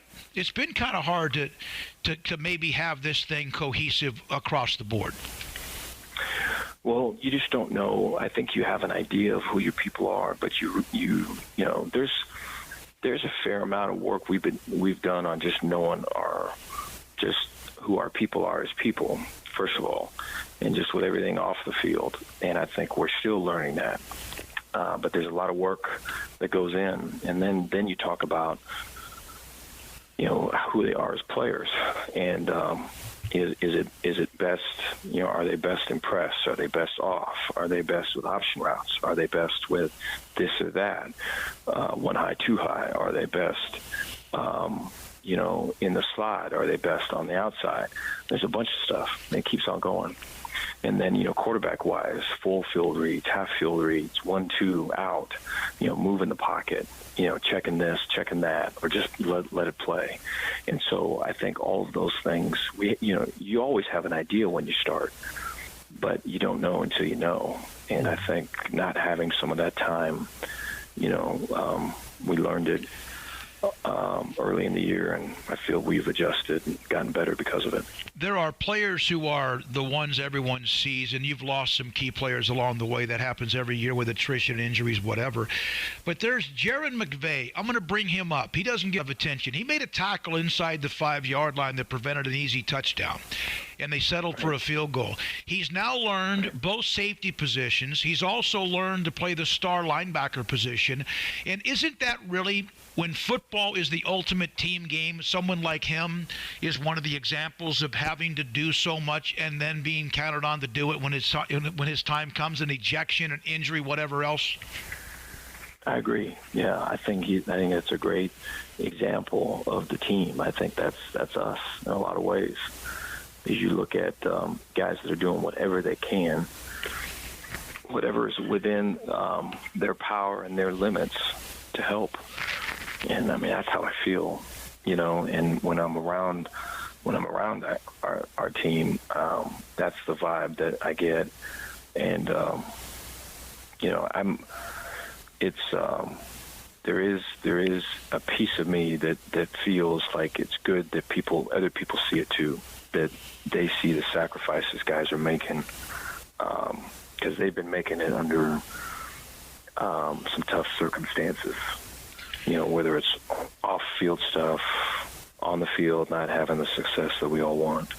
And so for them to keep at it and stay with it and then get recognized, it's good. Dave, one more thing. You obviously now move on to play Oklahoma. They've been part of the standard of college football for decades, except one stretch maybe in the late 90s before Bob Stoops arrived. You were at LSU, and they have their history as well. You've been at places that have had a history. What do you think of when you think of Oklahoma football? For me, I think of Coach Stoops. I remember being at Tech and our first year there. That was the year that OU won it all. So I remember walking off the field, and I think people were throwing oranges on the field and stuff.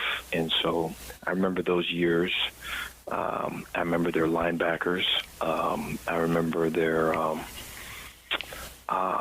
they had a shifty little running back, was really good. And so I just the there's a great history there. I know it goes further than just Coach Stoops, but just for me, my personal experience, it's that. But I know a lot of their staff. I'm friends with them. They were on the staff that I was on, a lot of them. When I was at Tech, I think their O-line coach, Bill Beanbo, and I shared an office for 3 years.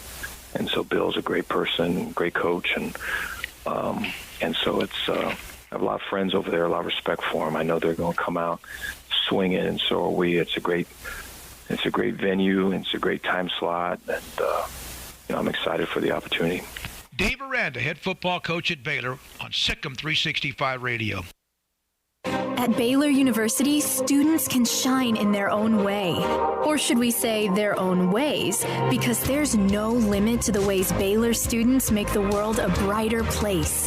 Whether they're leading a student organization or following a higher calling, getting advice from faculty, or taking part in world-class research, pursuing their dreams, or working toward their dream job, students find their place to shine at Baylor, where lights shine bright. It's the heat of the summer, but the real heat is what you're cooking on the grill, smoker, or in the oven. So Waco Custom Marketplace can be your go-to playmaker for summertime grilling. You can't go eat anywhere else? Be your own chef with custom ordered and cut ribeyes, sirloins, fillets, New York strips with a focus on high-quality beef at a competitive price. Waco Custom Marketplace also has fresh deli cuts with sliced turkey, ham, pepperoni, or corned beef. Waco Custom Marketplace also your home for the freshest seafood in town. Salmon, shrimp, mahi-mahi, great priced chicken products, whole birds, tenders, chicken breast, and wings. Waco Custom Marketplace with smoked items unique to Waco, house-made bacon, summer sausage, boudin, hot links, and German sausage. Every seasoning for every occasion, grilling, baking, or frying. Your hometown grocery store with canned goods, pasta, fresh baked bread, buns, chips, sauce, condiments to pickles, charcoal and lighter fluid, cold beer and wine. Best kolaches in Waco, mouth-watering cinnamon rolls, and here for the community every single day, helping you avoid the long lines in crowded stores, serving quality products to the Waco community. Go online for the weekly value boxes. Family owned and operated Waco Custom Marketplace, 425 Lake Air Drive in Waco, or WacoCustomMarketplace.com. Texas board-certified personal injury trial lawyer and Baylor alum David Willis and Baylor alum Parker Willis are ready to help if you or a loved one has been wrongfully injured in an auto accident, SUV rollover, industrial accident, 18-wheeler crash, or were seriously injured by a defective product or recall drug. Call them for a confidential and free case consultation at 1-800-GOT-HURT or visit them at TexasTrialLawyer.com. Principal office located in Houston, Texas. One size fits all. That may be all right for an adjustable belt or cheap sunglasses, but when it comes to your financial needs, no one wants a one-size-fits-all strategy. Ben Erlinson, your Edward Jones financial advisor, knows that his most important goals are yours. That's why he takes the time to understand your needs, knowing you. That's how Edward Jones makes sense of investing. Ben Erlinson, 100 North 6th Street in Waco, 254-759-8533. Edward Jones, member SIPC. Waco's newest gym, Halo Athletic Center, 5725 Bagby Avenue, right behind Region 12 and across the highway from the Central Texas Marketplace, where motivation, inspiration, and hard work are the driving force. State-of-the-art equipment, indoor and outdoor track, locker rooms, showers, yoga and bar classes by Duality Yoga, Bod Pod potty composition analysis, and registered dietitians, all under one roof, where we rise above. Come join the Halo Athletic Center and be a part of the change, your change. Riverbend Liquor and Wine has their easy-to-access drive-thru open and convenient and clean in-store location on the corner of Lakeshore Drive and North 19th Street in Waco. Riverbend Liquor has the best and most extensive variety of craft beer selections in Waco, and Balcones whiskey, including single malt, pot still, baby blue, rye, brimstone, and the all-new lineage in stock. Riverbend Liquor and Wine, family-owned and operated, and a hidden gem in Waco on Lakeshore Drive and 19th Street. And find out more on Facebook and Instagram. Welcome back to Sic'Em365 Radio. Are you a Sic'Em365 super fan? Then try out our premium subscriptions at Sic'Em365.com. All right, here we go. This 5 o'clock hour, heading towards the weekend, although our weekend will be loaded up with the high school broadcast tomorrow, Riker and their game with Dallas First Baptist Academy. Baylor, Gonzaga basketball, number 1 against number 2, either way, depending on which poll you're looking at. And then Baylor and Oklahoma football tomorrow in Norman. Gabe Eichert, who I was a part of his podcast with Teddy Lehman earlier in the week, had a great time with that. Former All-American offensive lineman at Oklahoma and also in the broadcast business as well. Gabe, this game, there was touch and go about midweek. It seems like everything's been, I guess, ironed out enough where the Oklahoma football team's going to be able to play in the game. Do you feel like they'll be like even worse than just a little bit off, or you think they're going to have a lot of players out this weekend? I definitely think they'll be missing a few guys, Smokey, especially on the defensive side of the ball in the back end. But with how Oklahoma has played all year long defensively, they've played an insane amount of guys.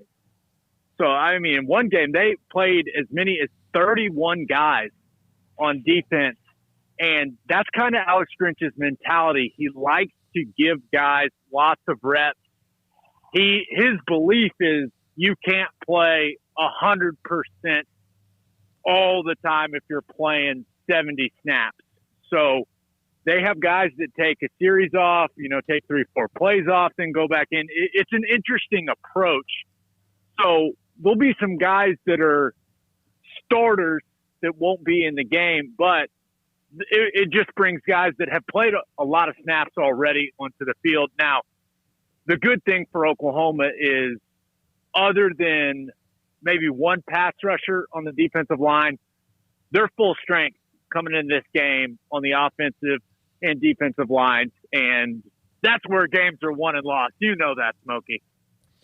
Gabe, this team has played a whole lot better lately. How do you expect them to keep that rhythm if they are, having to shuffle guys in and out or deal with the lineup changes? Yeah, it all starts, personally, I think it all starts with that defensive line. They have brought a different confidence to that unit, and I think they brought a different confidence to that entire Oklahoma team because it's been a while since Oklahoma has had a defensive unit that they felt like they could really count on. And with what they're doing up front, led by Ronnie Perkins and Perrion Winfrey, I mean, they are playing some disruptive football on that side of the ball. And then offensively, ever since Ramondre Stevenson came back, I think this is exactly what Lincoln Riley wants his offense to be. They do a great job, maybe not running it as efficiently as we've seen in the past, but still running it well with Stevenson. And that opens up everything for Spencer Rattler in that passing game. And guys, Spencer Rattler, he's going to be a special player. This is a kid that he's only a first-year starter, but he can make all the throws. I know that's cliche, but this kid has arm talent for days.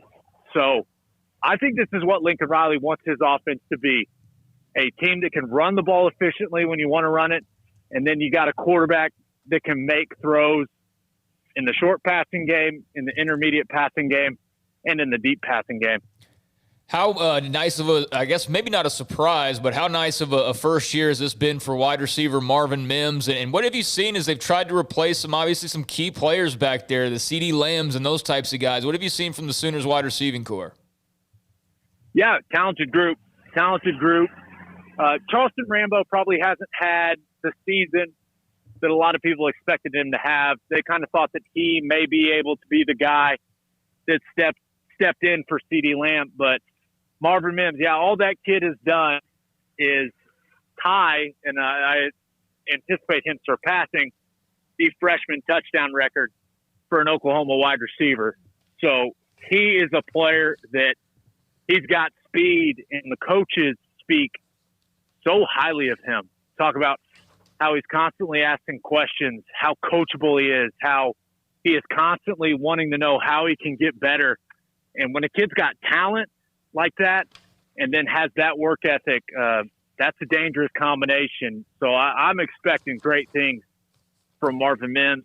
Then you look at it, Austin Stogner, don't think he's going to be able to go in this game, but he's been a big weapon for Oklahoma, especially in the vertical passing game, going down those seams. I mean, that's a big body at tight end for the Sooners, but you've got all kinds of weapons at wide receiver. They got 5-6 guys that they really trust to get the ball to. And Spencer Rattler, he's done a really good job of spreading it around. He's not a guy that is just going to lock in on one receiver. So he's taking what the defense gives him. He's going through his progressions, and he's spreading the football around. Gabe, I'm going to ask Paul Catalina a question about what his biggest concern has been about the Baylor offense. Paul, just answer the question, and then I'm going to set it up for a perfect transition to asking Gabe because he's been through this before. But they're playing 7 guys. Well, on offensive line. Yeah, they're rotating 7 guys. It's not like they have a bunch of fifth-year seniors and through positions, too. They're constantly rotating offensive linemen in and out. And I'm not sure they even know who their 5 best are. But you were a guard and then a center. And you did well at both. And then you were a guard again. And then you were a center. And you ended up being an All-American. How difficult was that sometimes going back and forth, or was that difficult? It's definitely not easy. Definitely not what you want, guys. I mean, there's a reason that most offensive line coaches across the country search for that best 5, and then they stick with it. Now, of course, you have the attrition that comes with the football season, right? Guys get rolled up. You've got ankles. You got knees. Maybe a guy can't go. Like, I understand that, but I've never been, even when I was going through it as my first year starting at Oklahoma as a redshirt freshman, where, you know, I was playing left guard at the time, and randomly the offensive line coach would work in another guy at left guard, and it just, first of all, it just made me so mad, but it just throws your rhythm off. And it throws everyone around you's rhythm off, because offensive line, it's all about communication. It's all about being able to work efficiently together as a unit, but especially it comes down to working efficiently with the guys that are next to you. And that only comes with reps.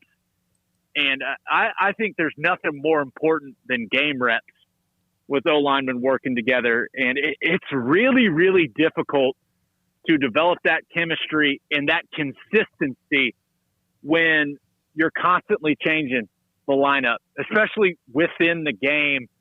I've never been a big fan of that.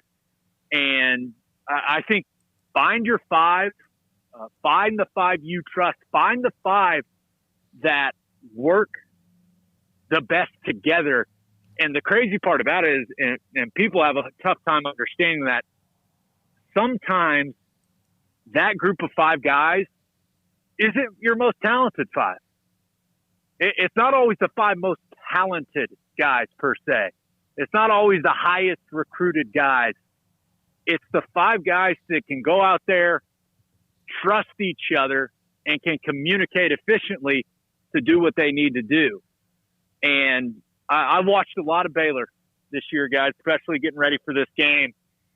And they are just they're making some what I call day one install mistakes where guys just don't know where they're going.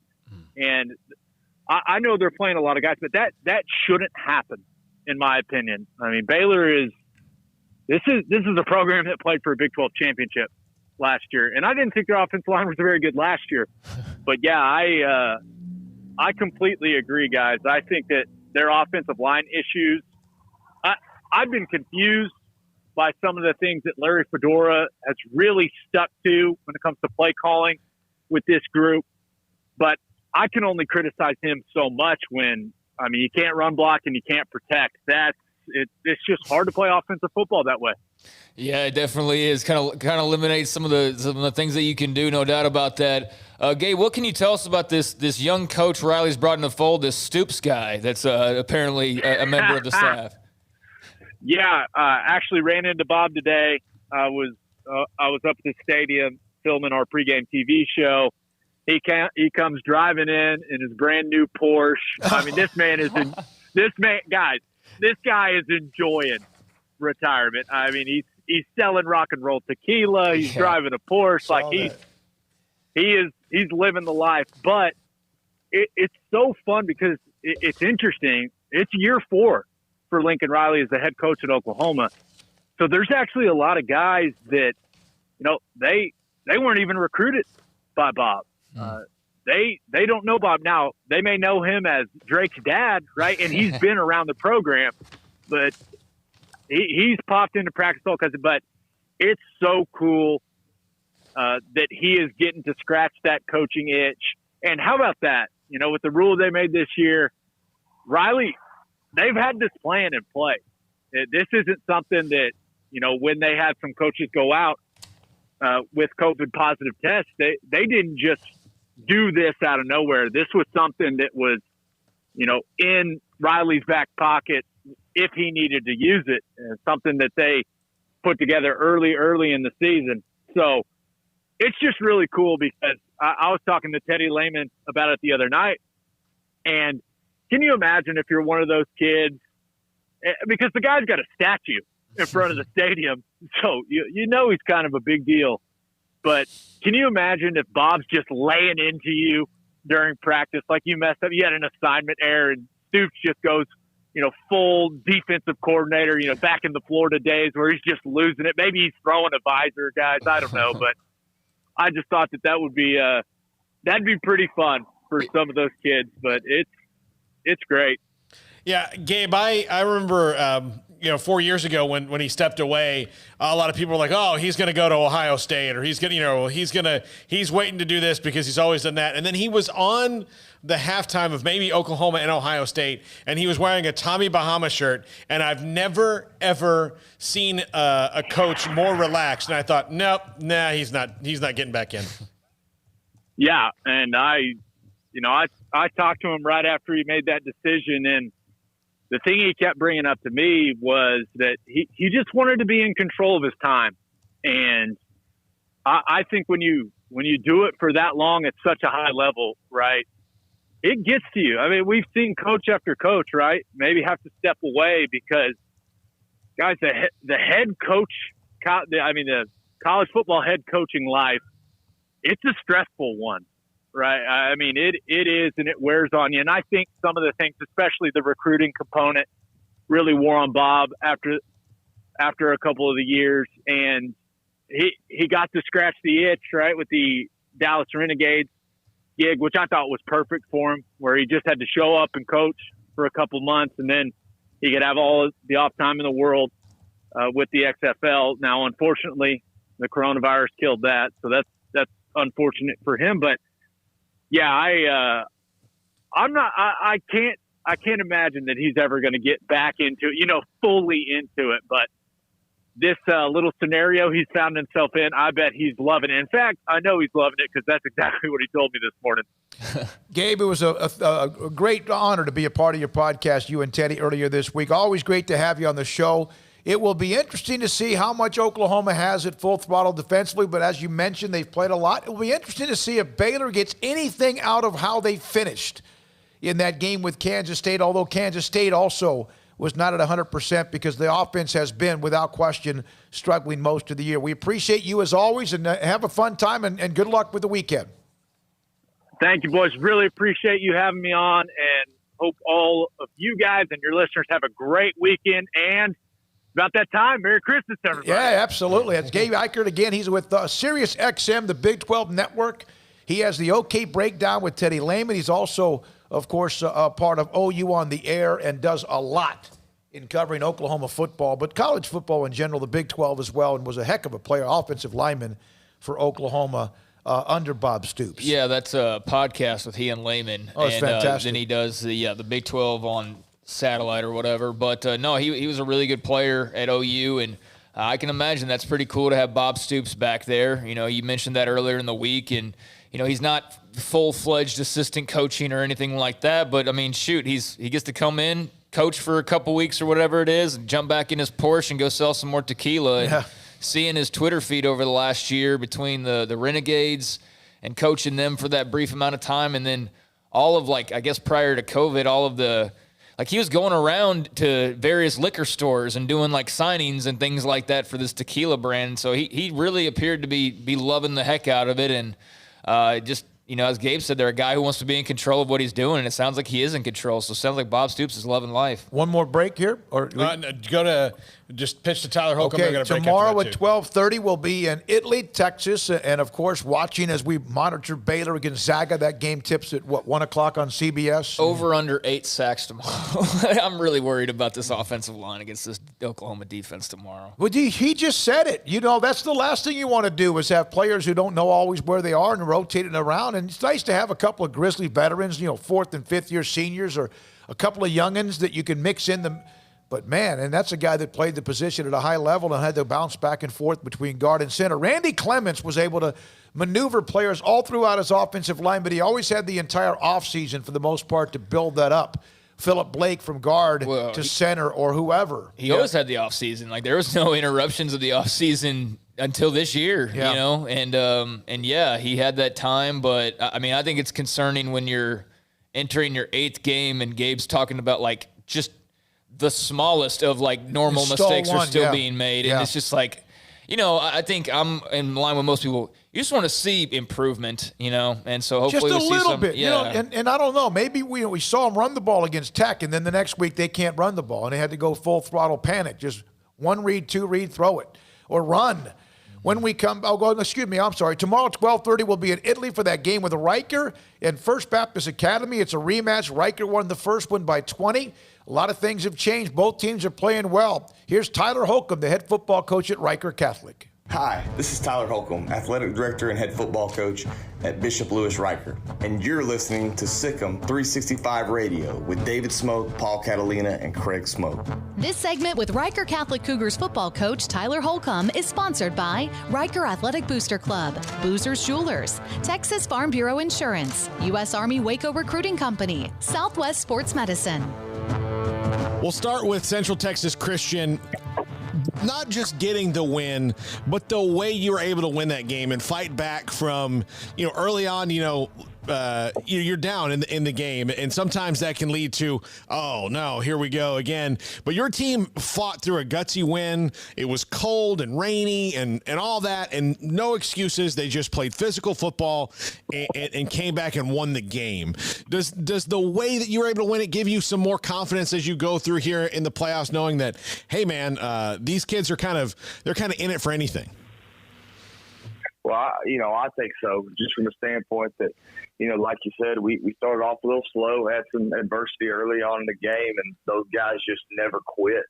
There was never a look on their face or a feeling in the locker room at halftime or anything like that we were going to lose the game. I think everybody felt like we were going to win the game if we just kept chugging away and not dwelling on little mistakes and just control the things that we can control. And the guys did that. And I got to take my hat off to Coach Bragg, our defensive coordinator. He did a phenomenal job in the second half of bending but not breaking and shutting out CTCS. And it was a fantastic game by him.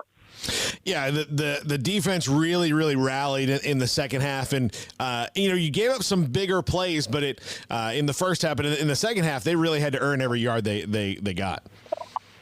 Yeah, and we went in at halftime and sat down as a coach staff to just talk, and it was like, really schematically, there's not a whole lot that we could change. We just have to start attacking, and so we told that to our guys, and our guys responded and came out. I thought our linebacker crew did a great job of playing.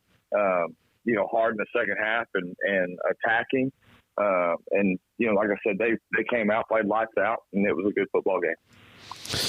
All right, so this week you're playing First Baptist, a team you beat early in the year. I guess that's kind of a good news, bad news situation when you're preparing with young kids of, you beat this team and you beat them kind of handily the first time, but it's a different season now. Things have changed for everybody around, no matter who you're going to play. So you have the confidence knowing that you can, but you also have to make sure that you temper that confidence with focus, don't you? No doubt. And this is a football team in First Baptist that I think has been to the semifinals for the past 4 out of 5 years. So this is an experienced group that has been in that spot before. I don't think Riker's been in this situation since around 2017 or whatever it was. But so we're going to have our work cut out for us. They're really talented. They got a lot of skilled players that can beat you from anywhere, and we got to come ready to play and be fundamentally sound in our scheme and just trust what we've been coached to do and go out and execute. What is going to be the key against First Baptist? I know they have one guy that you're really going to have to focus on, but what has changed with them from the first time you played them to now? Well, I just think that we've got to do a really good job in the trenches. If we can control the line of scrimmage on the defensive side of the ball, on the offensive side of the ball, and we stop, Josh Little, I think we give ourselves a really good chance to potentially win the game. But like I said, it's going to come down to, it's not going to be a blowout by any means. It's probably going to be a nail biter. And so it should be a fun game at the Coliseum in Italy. Yeah. What's this run been like for just the kids to kind of enjoy the last couple weeks of playoffs after everything, especially in October that you had to deal with to even get through playing games? Man, it's been a blessing.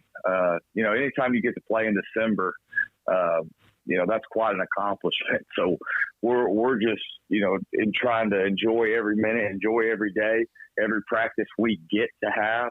Because that's what we were talking about yesterday in the locker room is, you don't have to go to practice today. You get to go to practice. And after everything that we've been through this year, getting to go to practice and being around each other, that's what it's all about. And, so we're just trying to hold on to the moment, man. Well, and that's a good message for pretty much everybody in 2020, right? All the things we thought we had to do that now we have to sit in our house and wait, or you may not get to do. Like maybe we need to appreciate things a little bit more, don't we? No, and what a better time of the year to do that, to be thankful and to be appreciative for family and extended family and playing football in December, baby. Well, that's the goal, right? Every year. Let's playing football after Thanksgiving, isn't it? Stepping into a new pair of boots is great, but stepping into the boots of a U.S. Army officer can also add confidence and leadership skills to your son or daughter's career path. There are more than 150 occupational specialties to help them find the best fit for their future. See all the things your son or daughter can achieve in our boots at GoArmy.com.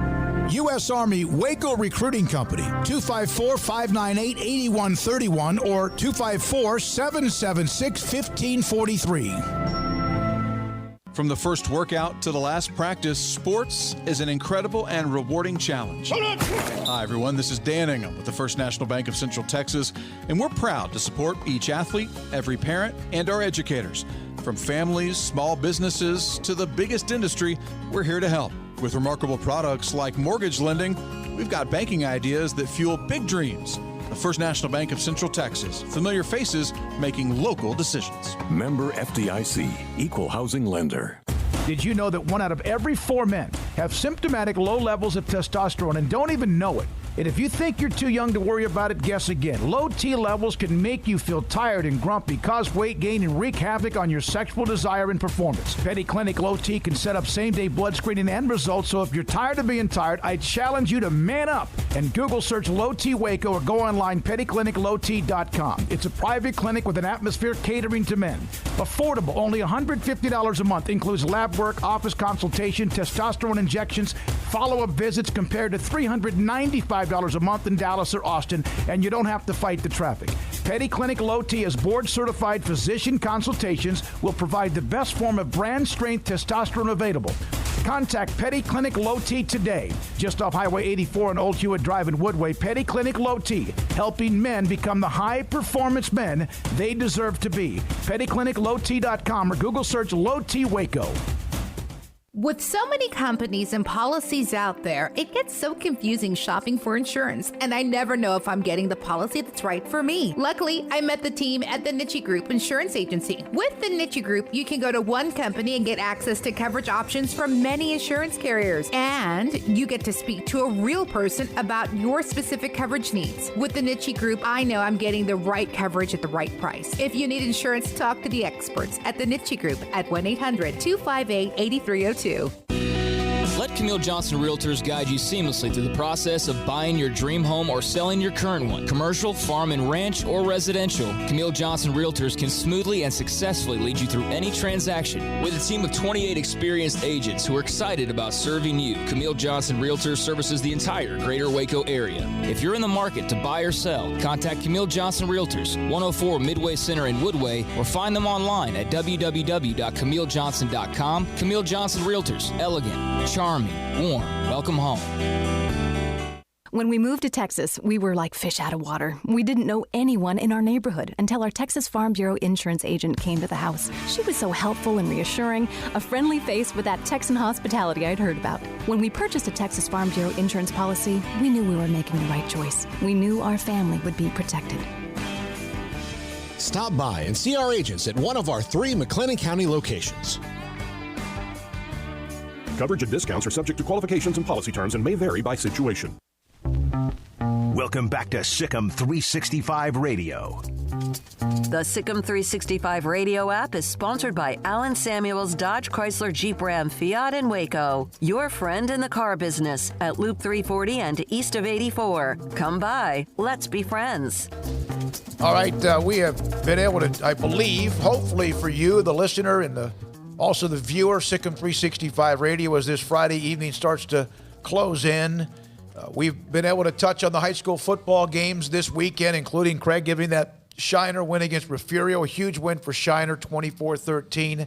And you're all nervous about tonight. You're all nervous about this, but Blum and May is the only other game that we've got different. And little did I know at the time that I made my pick, and I know things have changed, so who the heck knows? But you're maybe a little bit too nervous about that game, given that the team that you picked won by 50 the last time that they played a few weeks ago. Blum was in a 3-game. I think that was in the middle or sometime during a 3-game streak where they had some guys out. They're good. It will be interesting. I'm curious about how Strawn and Richland Springs, because Richland Springs is a giant, Strawn's a giant. But we'll see what happens with that. But that was the one game. Tonight there's some great ones. Crawford and Bosqueville just around the corner. Panther Stadium, of course. Mart continues their run towards what will be, you think, 4 in a row as they play Tenaha, a team with a nice, rich tradition. The China Spring Carthage game. It will be interesting to see how that finishes because Carthage can get on you early, and that's what China Spring has done well, is jump on people early. So that's kind of intriguing as well for me along the way. And some of the other games, not many left. Obviously, Riker tomorrow. Franklin Buffalo rematch tonight. The Crawford Bosqueville rematches tonight, as I mentioned. You mentioned Blum, and then Live Oak Classical against Dallas Lake Hill Prep is playing tonight in 6-man Division II. And the last week of the 5As and 6As, I'm not so sure this it's not a bad idea. What, doing it forever? No, it was a great, what the UIL did was brilliant because they helped eliminate a lot of the larger cities, suburbs, whatever. And yes, there's been a lot of games canceled. There have been a lot of games canceled for 2As and 1As and others. But I, for me, as someone who's covered this sport, Texas high school football, for 39 years, this to me, I'm not saying it was easier because it's longer, much longer. It's going to go into January. But to me, it made it a little bit easier for me compiling what I do, paying attention to what I do, and keeping up with the teams I cover. Well, outside of this week, because they started at the end of September, not at the end of August. Outside of this week, with critical mass of stadiums, if they could find a way to at least separate the playoffs out a little bit to where you're not, where you can get, some of them done before the 5 and 6As do. So maybe you do start a little earlier if you're. You don't start earlier because August 27th, the last weekend in August, usually sometimes it goes into the first week. It depends on the calendar. But it just seemed like it made sense. I thought it was going to be my God. But now, right about the time all the 4As shut it all down, all the way down to 1A because of the semifinals next week. Here you go. There's 120 some other teams that start, or 200 and some other teams that start their playoffs next week. Well, even if it's a good idea to do it that way moving forward, TV will take over, and they'll want their whole festival of like 5 days in a row of games. And so I'm sure that will return to normal next year. But no, I think it's worked out nicely. And again, we've now called 10 games, I think, right? No, 11 games, 12 games, something like that. And over the course of 2 teams now in various different venues.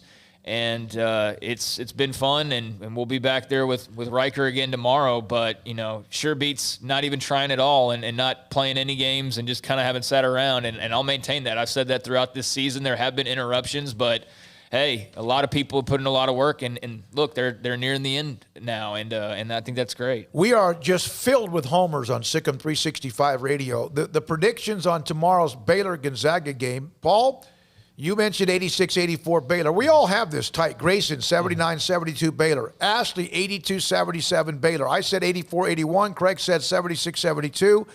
And then also Colt, 85-79. Jason King, who probably, with all due respect to Ashley, who's a huge college basketball aficionado, he said Gonzaga 86-82. He goes, I think Mark Vital will need to play a huge role in this game defensively. I'm worried the officials are going to call a few cheap fouls on him, like they did the last time they met. The Bulldogs have an edge in the front court with their size. But there's a chance this could be. I hope that all of our predictions, no matter who wins, and I know if you're a Baylor fan, oh my God, I just want it to be a game that matches the buildup. That doesn't always happen. The statistic that we said to Scott Drew, 43rd time out of 42 meetings, it's 22-20. The number one team has won 22 times, and the number two team's 20. And guess who mentioned that today on his media availability? Scott Drew did. Mr. Drew? He did. He absolutely did. By the way, before we go, I want to thank Don Fortenberry and our newest client of Impact Health Labs, of the Impact Health Labs caller line, which you'll be able to call into during our pre- and post-game shows tomorrow. He brought by some lovely popcorn tins for us. Appreciate it. That's good. That's the kind of thing I eat that once a year. It's during this time, and I'll start in on it. I already did, and I'll probably not be able to stop. Big 12 tomorrow. Texas at Kansas State at 11. Oklahoma State, TCU at 11. Kansas, Texas Tech at 11. West Virginia, Iowa State, 2:30. That'll be a good one, you think. And then Baylor, Oklahoma, 7 o'clock tomorrow night. We'll be on after the high school game at 5 o'clock or so with our pregame here in studio. Sic'Em365 Baylor football pregame brought to you by Richard Carr Buick GMC Cadillac. Yeah, as I wrote today on the site, Dave Aranda was very open about some of the things that, he feels this team needs to correct or things that he would have done differently along the way. And, we'll see those applied tomorrow. Not many people expecting them to beat Oklahoma, but, hey, you go out there and roll the ball out there and play well and see what happens and, just try to get better with a couple of games to go. And for the basketball team, I think, unlike some matchups that get really hyped up and then it turns out one team's not nearly as good as you thought that they were and it was more of just like maybe not having seen enough of them, I think these two teams are absolutely for real and legit, and this should be one hell of a basketball game. Yeah, I can't wait for it. Thanks to Carl, T-Rex, 254-218, Scotty B, TJ, Gunny, and others for their text to us today, and also T-Rex for kicking us off in that first hour late with his craziness and his trip to Norman, Oklahoma. God help that city. All right, thanks to all of our guests today. We appreciate everybody that was a part of the show. We had to revise it, mix it up. Paul and I were on the phone mixing things up. Thanks to Brian Bell, China Spring, Clint Zander, Bosqueville, Jerry Edwards, Harker Heights, Scott Stewart from Temple, and Tyler Holcomb from Riker Catholic. Thanks to Jeff Goodman of the Stadium on tomorrow's Baylor Gonzaga game. Thanks to Grayson Grudhafer, Max Olson, Spencer Tillman, Lee Sterling, Dave Aranda, and Gabe Eichert. Start to finish, full throttle. Paul Catalina, Craig Smoke, Armstrong Sims, thank you very much, and our incredible sponsors from top to bottom. We appreciate you more than you know. April the 6th, we started this, and we're opening up by next, what is today, the 4th? Mm-hmm. So Sunday will be December 6th. That will be 8 months since our opening show when we get on the air on Monday. But tomorrow, the pregame at 5. Riker football at 12:30. Have a great night. Good luck to your high school team. I'm David Smoke for everyone I've mentioned. Thank you for listening. Whenever you do, however long it might be. Good night. Have a great weekend. Stepping into the boots of a U.S. Army officer can add confidence and leadership skills to your son or daughter's career path. See all the things they can achieve in our boots at GoArmy.com. U.S. Army Waco Recruiting Company, 254-598-8131 or 254-776-1543. Bird Culture Ford has been in Waco since 1936. Ford, the #1 selling truck in Texas, 43 years running. And Bird Culture Ford proudly supports high school football in Central Texas. And no better way to tailgate with a Ford than from Bird Culture Ford. And are there better vehicles to tailgate with than the Ford F-150 or the Ford Expedition? And of course, you can get them new, pre-owned Bird Culture Ford. Our sponsor of the Ford Tough Player of the Week, locally owned dealership, online at bkford.com at 1701 West Loop 340 in Waco. Bird Culture Ford. Boozers is the wedding ring store and more. If you're ready to get engaged or already married and want to upgrade your wife's ring for a special anniversary, Boozers is the place to go. With the largest selection of premier quality diamond engagement rings and wedding rings in Central Texas. They have 7 cases with over 300 styles of rings from top designers like Natalie Kay. Choose from yellow, white, or rose gold, plus beautiful top quality loose diamonds. With an in-house jewelry, they can also custom make anything you want. Bring in a picture or drawing and let Boozers create your one-of-a-kind pendant or ring. They can even use some of your old gold and diamond jewelry to create something new. At Boozers, you'll find a great selection of quality timepieces, and Boozers is the place for expert watch maintenance and repairs too. They specialize in expert Rolex watch repair for fine jewelry, watches, custom work, and more. Go to Boozers on Valley Mills and Lake Air Drive in Waco. Boozers, the wedding ring store and more. Ideal MRI is a small family business right here in Central Texas. We're open to support you while lowering the cost of healthcare bills.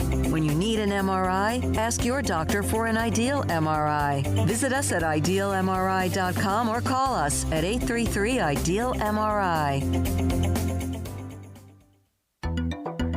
It takes time to reach goals. It's a truth that applies to more than sports. It goes for your financial goals as well. You work hard for your money, and you deserve an investment strategy that lines up with your game plan. And Tom Albers, your Edward Jones financial advisor, can help. If your financial investments aren't putting forth the effort you desire, stop by today for a financial review. Tom Albers, 4301 Lakeshore Drive, 254-776-7605. Edward Jones, member SIPC.